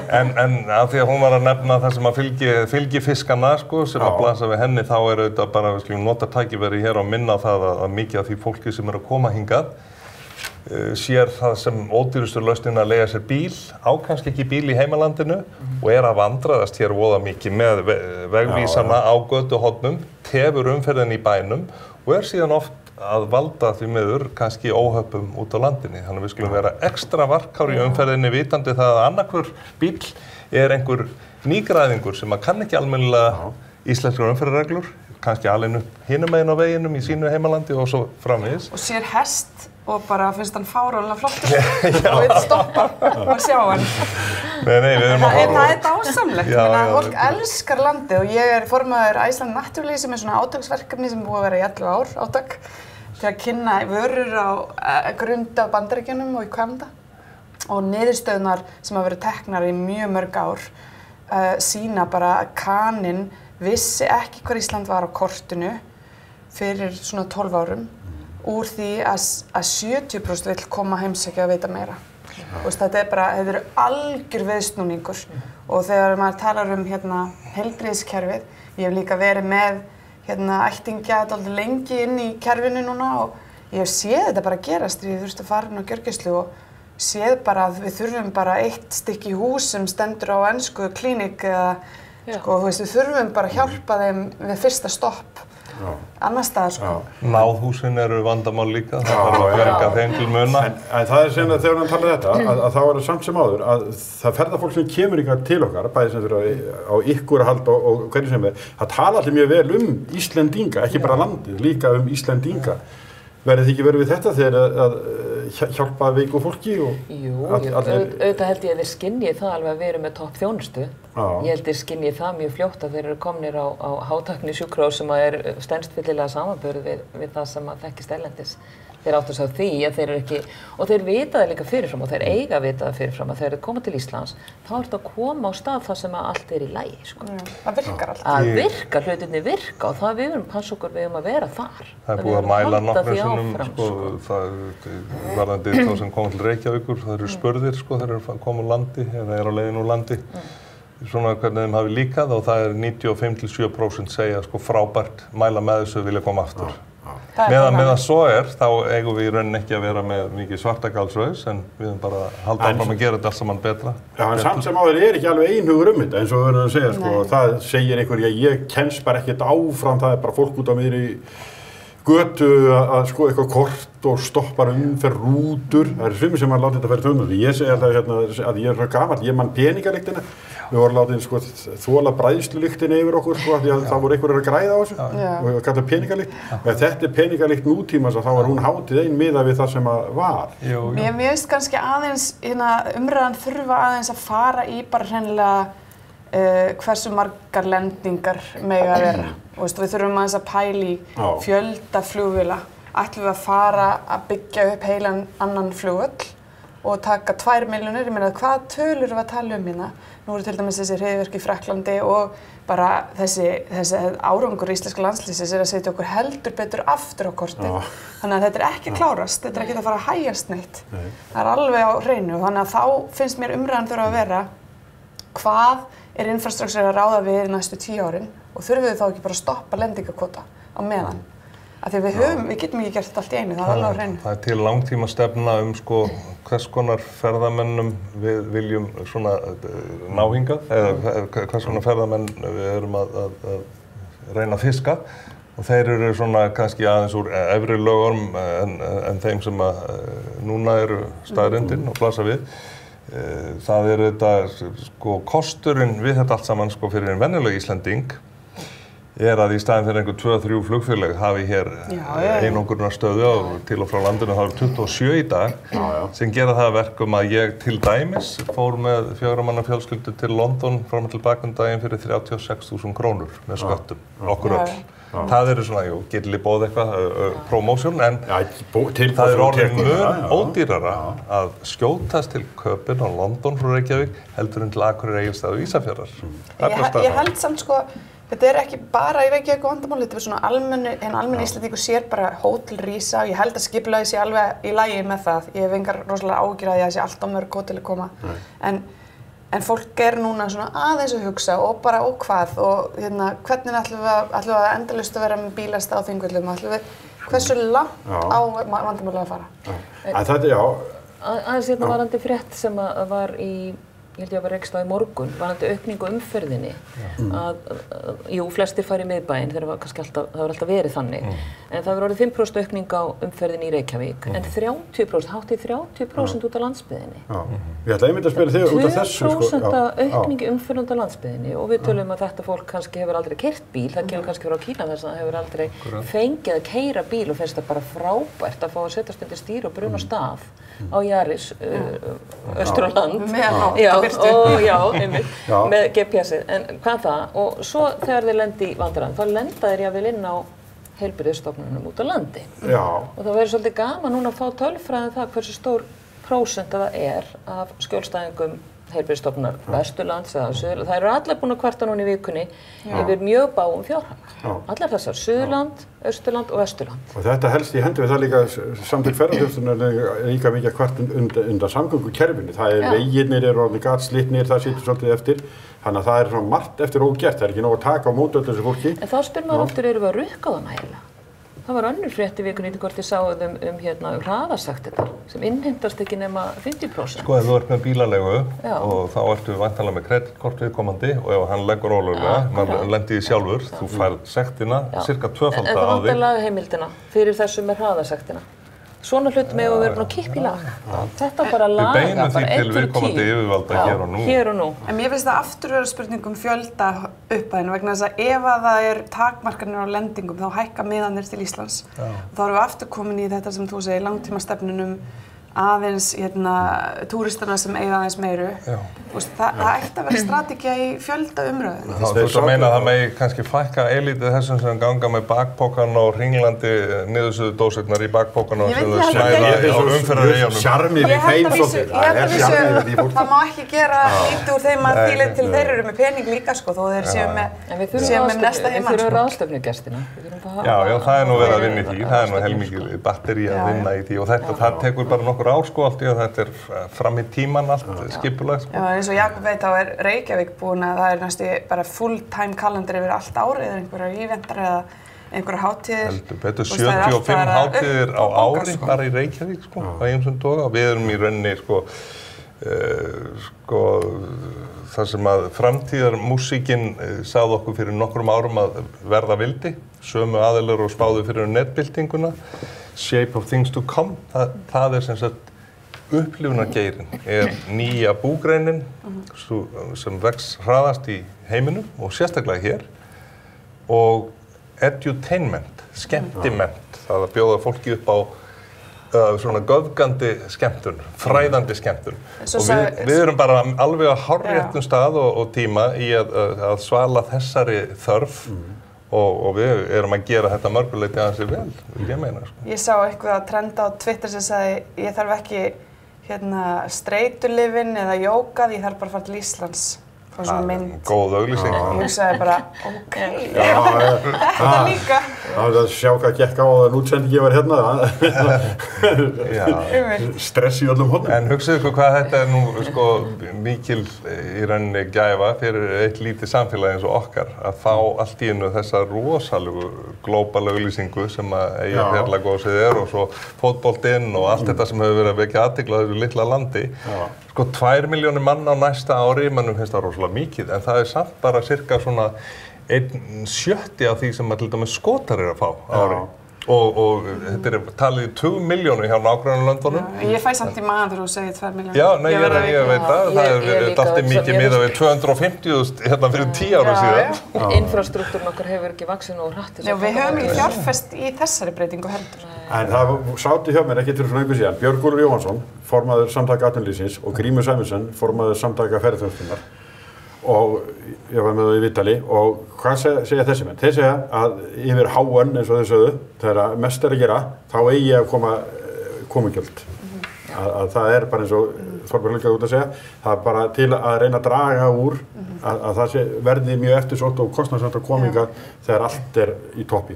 Og annað, þess að líka sem er svolítið sem gleymist oft í þessar umræðu, það það að sko, sveitafélögin, Bláskógabyggð, Skútustaðareppur, Mýrdalsreppur og fleiri sem fá mikið ferðafólki, en eiga kannski erfitt með að byggja upp innviði, salerni og fleira. Þá þurfum við að hækka gistináttagjaldið, sem er núna 100 krónur á nóttina ef ég maður rétt, og það verður innheimt í héraði. Þannig og renni til byggðana. Að rukkarinn sé næsta húsi við gistinguna. Það fráleitt sko að virðisaukin að þessu allir lendi hjá ríkinu en ekki í sveitafélögunum, en þetta þarf að ná samkomulagi. Ef að mann getur nú komið sér saman það í samlindi sko á vettvangi sveitafélaga og ríkis, vantar stundum upp á eins og þú þekkir. En svo vantar líka það sem þú starfar, eins og þú veist að benda á áðan, og það er sko sjúkrahúsin út á landi og ég man eftir viðtali við forsvarsmenn á Selfossi, þeir eru bara, við getum þetta ekki. Við getum þetta bara ekki. Því að stór hluti fer, þið kannski þekki þær prósentutölur, mjög stór hluti ferðamannanna fer þar í gegn, sko, fara allir á Suðurlandi. Fólki kemst bara ekki í sumarfrí eða það getur ekki farið að vaktinni því að. Og maður sér líka sko svona fjarstæddari staðir landsins eins og Vestfirðir. Nú bara alvöru ferðamennska þarna. Það bara 2 ár síðan að það var enginn þar. Núna bara alveg allt á fullu. Og svo þetta heldur ekki bara á sumartíminn. Nei. Og þú getur ekki bara mannað þetta með læknanemum eða einhverjum sem eru lausir yfir þessa 3 mánuði. Þú þarft að hafa meira. Er ekki verið að vinna í þessu verkefni heilbrigðisþjónusta vegna ferðamennsku? Ég held ekki að þið svara því játandi en ég hef ekki heyrt þennan frasa. Ég meina, þetta náttúrulega bara alveg briljant nafn á einhverju góðri nefnd, sko. Heilbrigðisþjónusta vegna ferðamennsku. Ég veit ekki til þess að sé sérstakt verkefni, ég þekki það ekki, ég veit ekki til þess að sé sérstakt verkefni í gangi varðandi þetta. En eitt af því sem þyrfti að fara að gera, þegar að þessir einstaklingar lenda inn á deild hjá okkur, ég man eftir japönskum ferðamanni sem fyrir hjartaáfall og þurfti að fara í einangrun. Þeir þurfu flestir að fara í einangrun af því að þeir hafa legið á spítala erlendis á síðustu 6 mánuðum, einhvers staðar. Þannig að þeir allir settir í einangrun með að við erum að útiloka að þeir séu með fjölónæmar bakteríur. Þannig að það er líka einhver flækjustig, sko. Og svo talaði hann ekkert, sko. Hann talaði bara sína japönsku. Og þarna lá hann aleinn allan sólarhringinn, vissi ekkert hvað að sker, sko. Hræðilegt, sko. En og tími læknanna fer of mikið í þetta umstang. Og það er kannski eitthvað sem Landspítalinn þarf að fara að skoða þess að við þurfum kannski bara að setja starfsfólk í bjúrókrasíuna, sko. En sko, með fullri virðingu við erum alltaf þekkt fyrir okkar sko frábæra velferðarkerfi og umhyggjukerfi allt saman. En sko, ef maður lendir í einhverjum ógöngum í útlöndum, þá er það bara drullu dýrt. Þá borgar maður bara eða tryggingafélagið og maður myndi sko það alltaf ansi mikið að fólki lendi í ógöngum og alvarlegum slysum og öllu því og heilu björgunarsveitirnar undir kannski dögum saman út af einhverju glópaskap og þá hlýtur það að greiðast af tryggingum viðkomandi eða þeim sem að bera ábyrgð á. Það innheimtist illa. Það innheimtist illa, já. Það er bara svona eitt af þess sem við þurfum að fara að skoða verulega. Og þessi leitin að frakkanum. Passa það eins og þú segir, þetta á ekki að vera svo flókið með vísakortin. Þú leggur þið inn þegar þú stimplar þinn á hótel, sko. Þannig að þetta á bara að vera. Eins og leitin að frakkanum. Ég fekk í magan af þessum fréttaflutningi í vikunni. Ég hugsa að við eigum þarna alveg stórkostlega sveit manna sem að leggur sig fram dag og nótt og örmagna eftir svona leit. En þegar þú doblar ferðamannafjöldan, þá eigum við bara ekkert fleiri svona einstaklinga. Við bara eigum þá ekki. Svona, þú veist, þjálfaða kafara eða þú veist, ég meina þeir eru að grafa þarna snjóhengju upp á 1000 fermetra af snjó. Það var mjög sláandi lýsingarnar. Lýsing kafara, aðstæðan sem þetta fær inn í maðurinn. En sko þetta þessar sveitir hafa verið að sinna hér heimamönnum, 300.000 heimamönnum sem þekkja hætturnar bara og eru aldrei uppið að þetta er hættulegt land. Svo koma 2 milljónir einhverja nýbura sem að þekkja ekki neitt til, lenda sjálfsögðu í vandræðum. Eðlilega. Og þá, eins og segir, magnast álagið á þetta fólk sem að þýðir að þau kannski get ekki sinnt öllu sem þarf að sinna. Þetta er bara almennt problem á Íslandi þegar það er góðæri þá var vantar okkur líkama til að vinna störf og þarna er bara, þetta er sérhæft alveg frá barnsbeini þessi leitamenn.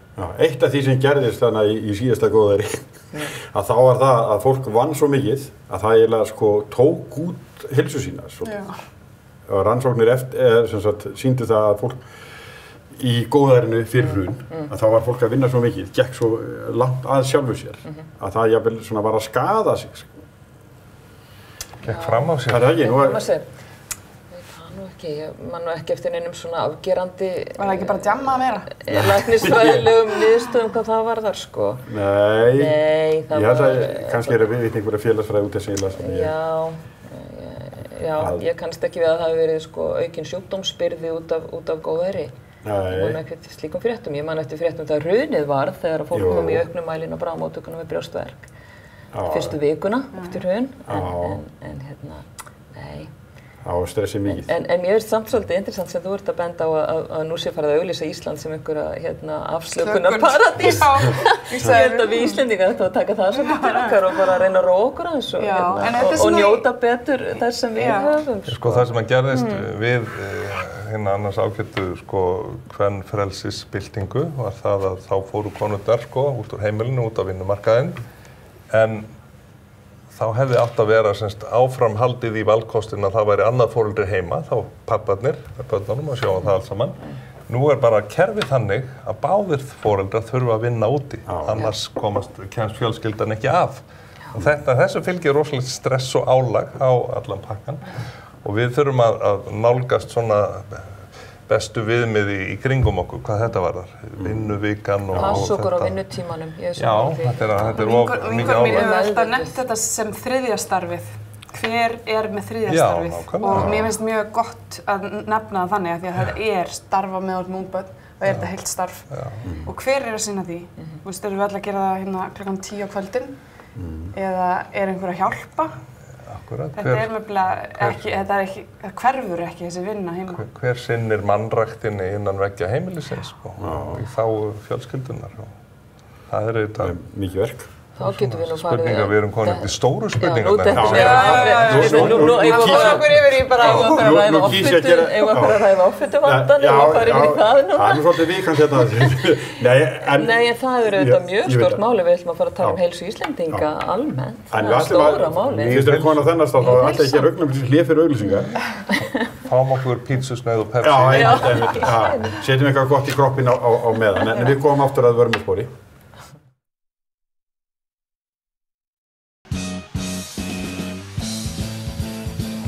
Já, við höldum áfram á sunnudagsmorgni í Þjóðbraut. Hjá mér er Þorbjörg Helga Vigfúsdóttir, Jakob Frímann Magnússon og Arna Guðmundsdóttir. Við erum búin að vera svolítið rómatingin í kringum ferðaþjónustuna, en það er svo margt annað að gera hérna. Mér langar til þess að við tölum kjararáð, það er að rugga bátnum. Aftur. Þá þegja öll. Það vil enginn byrja. Jú, þetta er erfitt mál. Ég var eitthvað aðeins að skoða þetta. Sko ég ætla að fá að vera pínu kannski á skjön og kannski má maður ekki tala svona, en ég er fyrrverandi stjórnmálamaður, en ég er á því að laun þingmanna séu of lág. Og þetta er allt samhangandi, því miður. Þetta er ekki alveg nógu gott kerfi. Þau eru eftir að hækka. Þau hækka svo í kjölfarið á þessu. Og mig grunar að það sé svona kannski ástæðan fyrir þessari bylgju sem er að koma núna, að þingmenn eru bara með ekki mjög há laun. En mér finnst þess að vera rosalega skrítið að sjá þessu nöfn sem er að hækka. Þau verðast öll geta fengið tækifæri til þess að færa rök fyrir máli sínu. Og ég hefði haldið að við værum 2016 með aðeins betri svona strúktúr í kringum hvers vegna við færum rök fyrir þessu. Er það vegna þess að eins og Útlendingastofnun eða hvað sem það var, landlæknir og svo framvegis.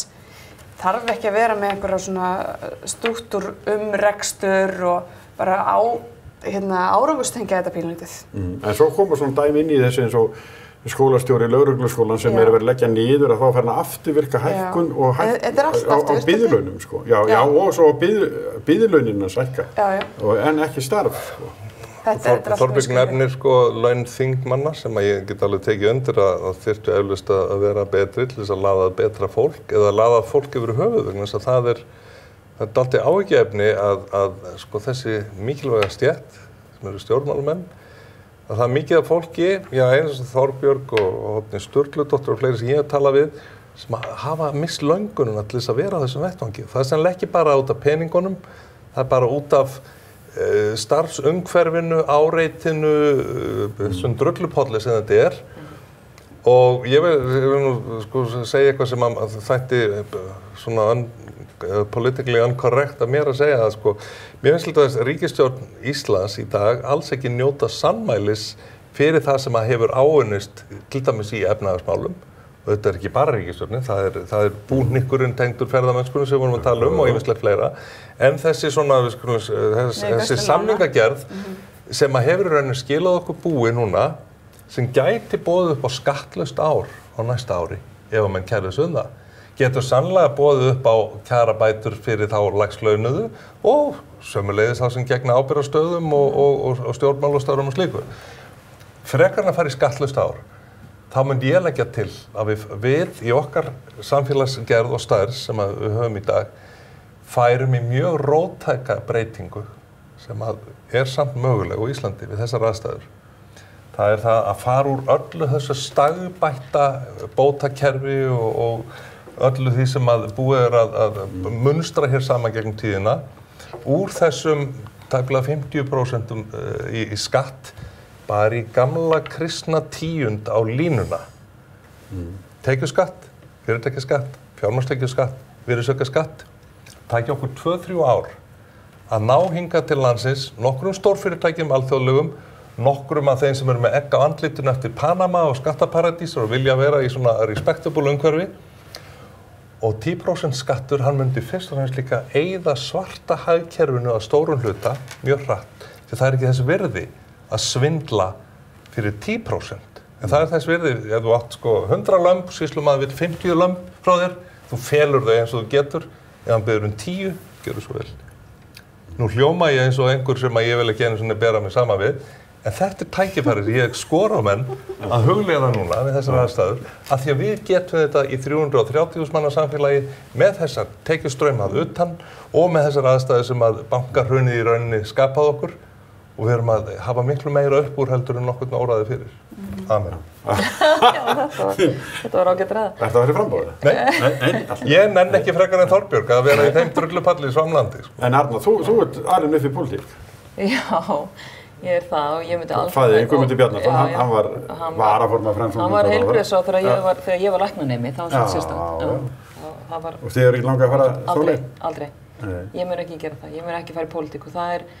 Ég hef náttúrulega aldrei efnaði, ég er sammála því, þetta eru afar léleg laun sem þingmenn eru með, finnst mér, en það kemur því ekkert við. Það kemur bara við hvernig talaður þetta fólk, hvernig það er nýtt niður á kaffistofum landsins og allstaðar á netinu. Mér finnst þetta svo óaðlaðandi starf sem nokkur getur verið. Ég fer ekki í það. Og mér finnst það svo sorglegt, að því ég ber náttúrulega, ég er þetta eins og segir alveg fyrir þetta og ber svo mikla virðingu fyrir þessu starfi í eðli sínu sko. Mér finnst þetta ætti að vera vel launað respectable starf sko. En eins og umræðan er í dag, mér finnst hún fyrir neðan alla heldur. Sorgleg. Eru við út af þessu sem þið að segja svona þessu móral, eru við kannski að fara á misvið mjög gott fólk? Já, algjörlega. Engin spurning. Og það svo við förum aftur að kjararáði þá ætlum ég nú bara að gleðjast yfir því og þetta fólk skuli fá góð laun og ég held að kannski blöskrar engum sérstaklega fangelsmálastjóri sem 1,3 milljónir það. Ég veit það ekki, kannski blöskrar einhvern það og hækkunin í prósentutölum er umtalsverð og þetta eru miklu hærri dagvinnulaun heldur en okkur sérfræðilæknir er á. Hæsti sérfræðilæknirinn er samkvæmt okkar nýja kjarasamningi er með tæpa milljón ég sagði hvað sé það hæsta sem þú kemst, Já, sko. já. Þannig að þetta vera með 1,6 Já, í grunnlaun, komast það- grunnlaun, já. auðvitað getur unnið Já, 80 tíma vinnuviku, já, getur unnið 200 tíma vinnuviku ef að þú vilt og þá færðu örugglega miklu hærra kaup, það rétt. En sem við verðum að skoða grunnlaunin. Sambarðið. Og ef að þú... Og við skulum líka ekki gleyma að við erum í alþjóðlegu umhverfi. Þess vegna hækkuðu læknislaunin svona vegna þess að við erum bara verðum að keppa við og það gildir ekki bara lækna, það gildir flugumferðarstjóra, það gildir lögfræðinga, það gildir svo margar stéttir hérna. Já, sem ennþá í 300.000. Þetta alþjóðlegt umhverfi og við getum ekkert horft framhjá því. Við verðum bara að horfast í augu við það að laun fyrir ákveðna starfsstéttir verða að vera sambærileg við það sem við erum að horfa í kringum okkur. Þessar stéttir eins og læknan, við sáum það bara á síðustu eftir hrun, við mistum 10% af stéttinni til útlanda. Við mistum 100 lækna af 1000 og það voru þessir yngstu sem fóru með nýjustu þekkinguna. Og ekki komið tilbaka. Ofboðsleg blóðtaka. Þannig að við stöndum bara fram fyrir því og ég legg til að verða ekki skattlaust ár heldur að við setjum peninga í þessa innviði. Við verðum að styrkja heilbrigðisstofnanirnar og sjúkrahúsið. Við verðum að gera það. En hvernig líst þér á að borga 10% af launum? Já, það hljómar vel, en ég held að fólk hafi nú svindlað fyrir... Sigurjón? Fólk hafi nú svindlað fyrir litla prósentur. Svo ég líka hanskan fyrir núverandi ríkisstjórn að þá svona hugmyndafræðin að fara niður í 15% og reyna að samræma þessar skattprósentur í virðisaukaskattskerfinu sem ég finnst að vera heldur betur komin tími til. En mig langar að segja sko, þessi umræða kjararáð vissulega svolítið svona heit en það gleymist aldrei, bara ekki bara í íslensku samhengi heldur í evrópsku samhengi að tekjur yngstu borgarana eru miklu minna að hækka heldur en allra annarra. Og þetta unga fólk okkar sem kemst ekki að heimilum sínum og í Reykjavík fær ekki íbúð. Ekki flytja frá mömmu því að jú, það bara getur farið. Þau kemst ekki og það eru meira að segja foreldrar sem við myndum að kalla vel stæðir, get ekki hjálpað þeim að kaupa íbúð þrátt fyrir að þau hafi jafnvel eitthvað auka vegna þess að íbúðaverðið voru hátt. Það eru 700 manns að bíða eftir félagslegu húsnæði í Reykjavík og borg. Þannig að þetta svona, það verðum aðeins að gleyma því að þau eru ekki borgarar sem kvarta. En það eitthvað að gerast þarna, þau fá ekki há laun og þau hækka ekki í samræmi við alla hina sem fá 6%. Þau setjið eftir, það ljóst, já. Þannig að þarna svona, jú, topparnir eru þarna aðeins til umræðu og verða alltaf, en það eitthvað þarna sem að gerast hjá ungu fólkinu. Nú erum við að tala um það því að það eru kosningar framöndan, 3-4 mánuðir í kosningar. Já, það bara þing eftir nokkra vikur, er það ekki? Jó, í miðjan ágúst. Já. Og Píratar ennþá stærsti flokkur landsins. Ég vil nú að segja, sko, þar eru eflaust ýmsir ágætu menn þar innan borðs, en það verður fróðlegt að sjá hvaða liði þau skarta þegar kemur að kosningum. Mér finnst það að vera aðalmálið, en ég mjög spennt að sjá hvaða fólk ég verð að segja með fullri virðingu fyrir því ágæta fólki og ég sé nú kannski mest eftir þarna þessum Helga Hrafni sem var dálítið sérstakur maður svona, og sko, flokkar á þingi eru að standa vörð hagsmuni hinn á þessara, það Framsókn með bændur og sjálfstæðismenn með útvegsmenn og þetta allt í bland og svo vinstri flokkarnir með vinnandi stéttum, kennurum og öðrum. Stærsti flokkurinn, hann hefur það efst á sinni stefnuskrá að skerða hag hugverkamanna 73%. Hann vill taka höfundaréttinn minn og taka hann úr 70 árum niður í 20. Og hver munurinn á því að taka þann stjórnarskrár varða eignarétt minn og því að taka eign mína sem kannski úr sementi og timbri. Og ég ætti hana þá ekki í 70 ára eða börnin mín heldur bara í 20. Og þessi hugmyndum að það sé gild ekki sömu lögmál í mannheimum og í netheimum, hún stenst ekki og ég held að þetta ágæta fólk þurfa að endurskoða þetta. Að þú veist, standiði frekar með okkur, standiði vörð skapandi greinar, því að þær hafa nú lagt heilmikið með sér hér í þetta litla þjóðarbú. Þessi umræða er dálítið current núna, það mjög mikið verið að ræða þetta almennt. Já, mér finnst þetta mjög skringilegt að það skuli þrátt fyrir það að, þú veist að, mér finnst, þetta ég málsvari, skulum segja, tónlistarfólks og annars slíks, mér finnst þetta bara ekki sanngjarnt, eins og það við séum of alin eitthvað tónlistamenn af stefgjöldunum okkar. Geta að fara að heyra þau af okkur, hvers vegna? Af hverju ekki að standa með þeim eins og það staðið með hagsmunum allra hinna séttana í landinu? En þurfum við ekki bara einmitt þetta sem þú ert að segja núna, þurfum við ekki bara einmitt að fara að fá stefnuskrá Píratana betur? Nei, hún á heimasíðunni, hún þarna. Já, við þurfum að fá hann í umræðuna, sko. Við þurfum að fara að tala hana, við þurfum að fá að vita fyrir hvað þetta fólk sem... Það verður miklu jafnara. 3 mánuði, þú veist að segja það. Sem betur fer... Já, ég veit, en þeir eru með Pírata.is að ég segja það svo oft í svona umræðu þáttum, þeir gera, þetta er hægt að lesa þetta liggur allt fyrir stefna þeirra, en auðvitað eru þeir óskrifa blað og þeir eitthvað að manna framboðslista og... Sem betur fer, hafandi sagt þetta, þá var ég að segja aftur, að núverandi ríkisstjórn hefur sýnt allavega tónlistargeiranum meiri skilning, áhuga og atfylgi heldur en nokkur önnur ríkisstjórn frá upphafi. Hvernig? Já, þeir hafa verið að gefa, þeir eru til þess að stofna núna hljóðrita sjóð til að mæta þessu hruni í hljómblötu sölunni. Það er mikið, það er sko 1500 tónleikar íslenskra listamanna erlendis á ári hverju. Íslensk tónlist googluð 20.000 meir en Ísland sjálft. Ósalegt eftirspurn, en það er engin hljómblötu fyrirtæki í landinu því hljómblötu salan rústaðist af netvæðingunni, nota bene. Og þá segi ég, þá koma menn með hljóðritasjóð til þess að styðja við framleiðsluna í því, tímabundið, svona 5 ára plan með að menn að ná vopnum sínum og sömulegis útflutningssjóður íslenskra tónlistar, hann hefur verið eldur og það er skilningur og áhugi hjá ríkisstjórninni núna sem betur fer því að sko, að óbreytt ef að Pírata koma að stað, nú þá lítur ekki út fyrir að þeir ætla að verða sérstakir vinir þessara geira. Ég held að vísu að þetta verði mjög jafnt núna, að það jafnist hlutföll þeirra sem ætla að kjósa þessa flokka. Ég held að Viðreisn muni hækka, Pírata lækka, Sjálfstæðisflokkurinn muni styrkja sig, Framsókn muni haldast bara. Ég er ekki viss, þeir eru eftir að spila sínum leik út, en þetta verður kannski dálítið mikið spennandi. Það verða jafnir og það verða og þá er hættulegt að verða eitthvað svona 2 heit mál, einhver slegist einhver svona skoðanir í einhverjum tveimur málum. Alveg augljóst að heilbrigðismálin verði eitt af stórum málunum, ekki síst vegna undirskrifta Kára Stefánssonar endurreisn.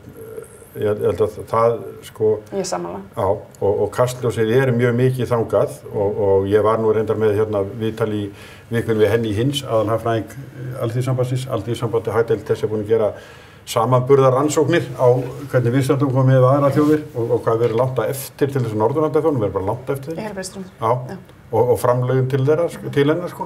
Þannig að ég held að þetta verði eitt af stórum málunum og svo eflaust líka þetta sem Jakob nefndi. Ég held að það verði þetta sem sagt, þessi breytta heimsmynd, hún verði það svolítið í hvernig forstjóri persónuverndar var hérna hjá okkur á 5. daginn að upplýsingarnar okkur eru bara til sömu, við símunum okkar, Facebookinu, öllu sem við tölvunum okkar.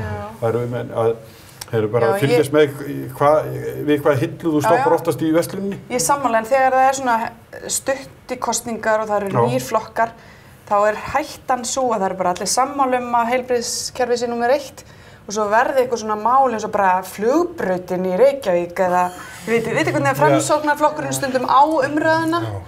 Þetta, ég hræðist þetta alveg óskaplega. Það er alveg ljóst að þeir sem ætla að dorga í grugguðasta pollinum, þeir fara inn á innflytjandamálin og ala á hræðslu við ólíkar þjóðar eða þjóðmenningu, ólíkra það sem við þekkjum minna heimshluta og við höfum að hræðast að við þekkjum. Og svona rasisminn, það er stutt í hann hérna á þessari eyju sko, hjá ákveðnum lögum í samfélaginu og það væri mjög óheppilegt sko ef að þess konar mentalitet yrði hér við völd næst. Ég vona að það ná ekki flugi.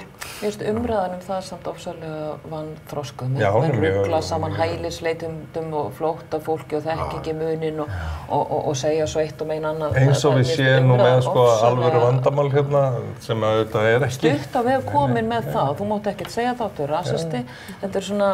Við höfum bara að hafa ofsalega skýra reglur. Við erum opið samfélag, nútímalegt samfélag, við erum kærleiksríkt, gestrisi samfélag, við bjóðum fólk velkomin. Við höfum að þora að tala um þetta. Já, við höfum talað um það og svo segjum við bara svona samfélag byggðum við upp, svona ætlum við að hafa það, komið fagnandi, en löggan fer ekkert endilega úr skónum þó hún kom í heimsókn til ykkar sko, ef að þið kallið eftir lögregluaðstoð og við erum ekki endilega sko fara að láta ykkur stjórna okkar samfélagi eins og stundum hefur gerst, heldur við segjum bara komið fagnandi, lagið ykkur að íslensku samfélagi og njótið þess sem að við höfum hér sem er frábært. En svo er það kannski búið samningurinn, kannski verður einhverja tala það, hvernig ná að takast á við landbúnað. Það verður örugglega. Já, ég vona að það komi svona skýrari línur hvað flokkarnir vilja í því.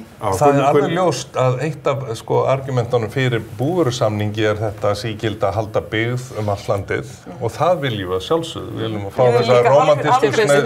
Heilbrigðisþjónustu fyrst áður við tökum bændum. En það þarf sannarlega að tala og útskýra hvers vegna þetta kerfi svona og þarf að vera svona. Það hefur ekki tekist nægilega vel að útskýra það, varpa ljós á það hvers vegna þetta fyrirkomulag einungis í boði og hefur verið eiginlega frá stofnun lýðveldis. Við erum náttúrulega, við getum orðið að vera frábær matarkista með útflutningi en við verðum að segja já við innflutningi á móti. Það er ekki hægt að haga sér svona læsa landinu algjörlega á forsendum bænda sem að gætu verið að gera rosaflottar hluti og eru byrjaðir að gera mjög flottar hluti. Ég bara, þá að hjálpa þeim í þá átt frekar en að vera að loka. Mér finnst svolítið spennandi þessi umræða með tímalengdina á þessu samningi, því nú þekki ég ekki innihaldans og ætla ekki að gefa mig út fyrir að vera neitt sérfræðingur því. En mér finnst svolítið áhugavert þetta með að menn skuli hafa áhyggjur af því að hann sé til of langs tíma. Við höfum flesta aðra daga höfum við áhyggjur af því að stjórnmálamenn sé of skammsýnir og sjáu bara 4 ár fram í tíman. Svo kemur allt inn eitthvað langtímaplan. Nei, þá verður allt vitlaust, þá er búið að binda fólk. Ég horfi svolítið á þetta út frá samningnum við sérfræðilækna sem var gerð til 5 ára og síðan stöðugt verið að hamast í okkur að það að rifta þessu samningi. Það verið mikil svona ónægja innan okkar raða með það að þessi sífelldar raddir jafnvel frá æðstu embættismönnum sem að fylgja eftir gæðum í heilbrigðisþjónustunni að þarna sé einhver ómögulegu samningur sem ætti að rifta bara núna sem fyrst. Þess að býtu, ef ríkið gerir samning til 5 ára, þá standa við hann. Þá bara standa við gerða samninga og 5 ár bara stutturtími, við getum byrjað að nota tíma til að vinna á næsta samningi og gera hann einhvern veginn öðru sér fæn. En 10 ár mjög þetta bara hljóma mjög vel. Þetta var 20 ára. Loksins er verið að fara að gera einhver framtíðarplön hérna, ef ekki að gleðast yfir því. Ég er algjörlega sammála þessu. Það má bara þakka fyrir aðeins langtímahugsun í svona. En það er bara það sem vantar upp á að útskýra hvers vegna svona samningur gerðu við bændur en ekki geisladiska bændur. Við erum að tala 20 milljóna hljóðrita eða 35 milljóna hljóðritasjóð og fögnum því mjög og hann er bara svona frá ári til árs. En þarna erum við að tala 100 milljarða til margar ára og hvers vegna þarf það? Það eru örugglega til haldbæra skýringar og rök en þau hafa ekki komið nægilega vel fram og við köllum eftir því að sjálfsögðu. Ég held að þau eigi að koma fram núna þegar Alþingi fer að ræða þetta, þá fáum við að vita. Þá verður hægt að segja þetta í 1 eða 2 setningum. Þeir eru að taka sér bara góðan tími að ræða þetta og komast að góðri niðurstöðu og síðan að standa við samninginn. Þing er alveg í lagi. Mér finnst alltaf lagi að vera með opnun á nýjum þing, nýtt þing sem vill bara gera breytingar á svona samningi að það sé hægt. En það þarf að vera eitthvað vision til einhverju lengri tíma og það má segja að þetta vinnulega eigi bara að vera við líði. Svona svo white papers, blue papers, það bara á að gera þetta svona. Fólk eru í fyrirtækjarekstri þar sem eru miklar fjárfestingar undir. Það er húsnæði og það er tækjabúnaður og það verður að vita hverju það gengur þegar það leggur á stað. En það er þarna inni svona einhverju sáttagjörð að það veri að opna aðeins meira til Evrópu og flytja aðeins meira inn. Það er ekki gott. Þetta ánáttúrulega bara að vera til þess að efla Ísland sem matarland og fæðuöryggi og ekki svona mikið rekstrarumhverfi, finnst mér En þetta er auðvitað iðnaður. Þetta er matvæla iðnaður. Iðnaður skilar arði vonandi. Þetta er neysluvara, fólk borgar fyrir hana. Þarf ég aðstoð ríkisins við það að framleiða að mjólkakúna, framleiða pródúktinn, ostan og smjörið og koma því til mín á kostnaðarverði. Er ég ekki alveg tilbúin að borga bara kostnaðarverð fyrir mjólkulítran ef ég vil drekka mjólk? Ef mér finnst mjólk góð. En allsstaðar í Evrópu er landbúnaður niðurgreidd. Hver er rökin? Varan væri á dýr. Væri hún á dýr fyrir hvern? Akkur er þessi vara... Á móti innflutningi. Það er verið að stilla af innflutning versus innlending. Já, með tollunum. En Evrópusambandi greiði niður landbúnað, það greiði allir niður landbúnað. Nú er þessi ríkisstjórn að fara að lækka tollana og það er hættan og þess vegna eru bændur að reyna að negla sig inn svona lengi. Og það á ekki vera forsendum rekstrar þeirra heldur bara svona almennra sáttar að við viljum íslenskan landbúnað. Ef við erum þannig, ef við erum fyrir mjólk og kjöt, nú þá er það bara ágætt, en sum okkar vilja sojamjólk eða rísmjólk eða borða ekki kjöt og annars slíkt. Og þá það spurning sko á maður að niðurgreiður eiginu vasa að smekka einhvers annars. En þá séum við líka með það veikjast ekki allir. Eiga þeir að greiða örnu launina ef viltu borga henni það sem að ég þarf að það allt annars sko og allt snýst þetta kannski í stórsamhenginu lýðheilsu. Hvað setjum við inn í okkur að stórum hluta ábyrgð á því sem að hún þarf síðan að díla við. Veikindin sem afhljótast og allri matvælaframleiðslu í heiminum. Þannig sko matvæli í hreinust og tærustu mynd án aukaefna, án allra framlengingar lyfjanna sko. Við eigum að taka það vissuna í Ísland, heilbrigð matargerð og hjálpa því. Og grænmetisbændur vökva plönturnar með drykkjarvatni, ekki? Jú, bara upp úr lindum, bara beint úr jörðinu. Þetta frábært. En svo friðheimar, útlendingar eru bara En sko, nefniði með stjórnmálamann á Íslandi sem hefur andrými, frið og svigrúm til þess að fara að tala á þessum nótum. Það búið erfitt. Já, menn eru bara að slást í drullupollinum einhverja milljarðar til eða frá í þennan málaflokk eða hinn. Stóra hugmyndafræðin, hún ekki til umræðu. Nei, göng í bakka, iðjuverið og taka kakos með vaðlaheiðin og þetta. Borgar tala það. Og neyðabrautin. Já, og svo þetta sígilda spurning atkvæða vægi sko á Íslandi. Já, það svona einföldun umræðunar sem endar oft í kosningum sem að maður verður svo sjúklega pirraður á. En við erum búin að velta hér upp nokkrum steinum, Sigurjón. Og mér finnst full ástæða til að við þakkum þér fyrir það. Já, og ég ætla nefnilega að mynda að fara að þakka ykkur fyrir komuna. Takk. Þorbjörg, Jakob og Arna. Þakka þér sjálfum fyrir komuna. Það var alveg sjálfsagt. En þættinum þá lokið. Við verðum hér aftur annað kvöld, mánudagskvöld klukkan 9. Sæla sinni.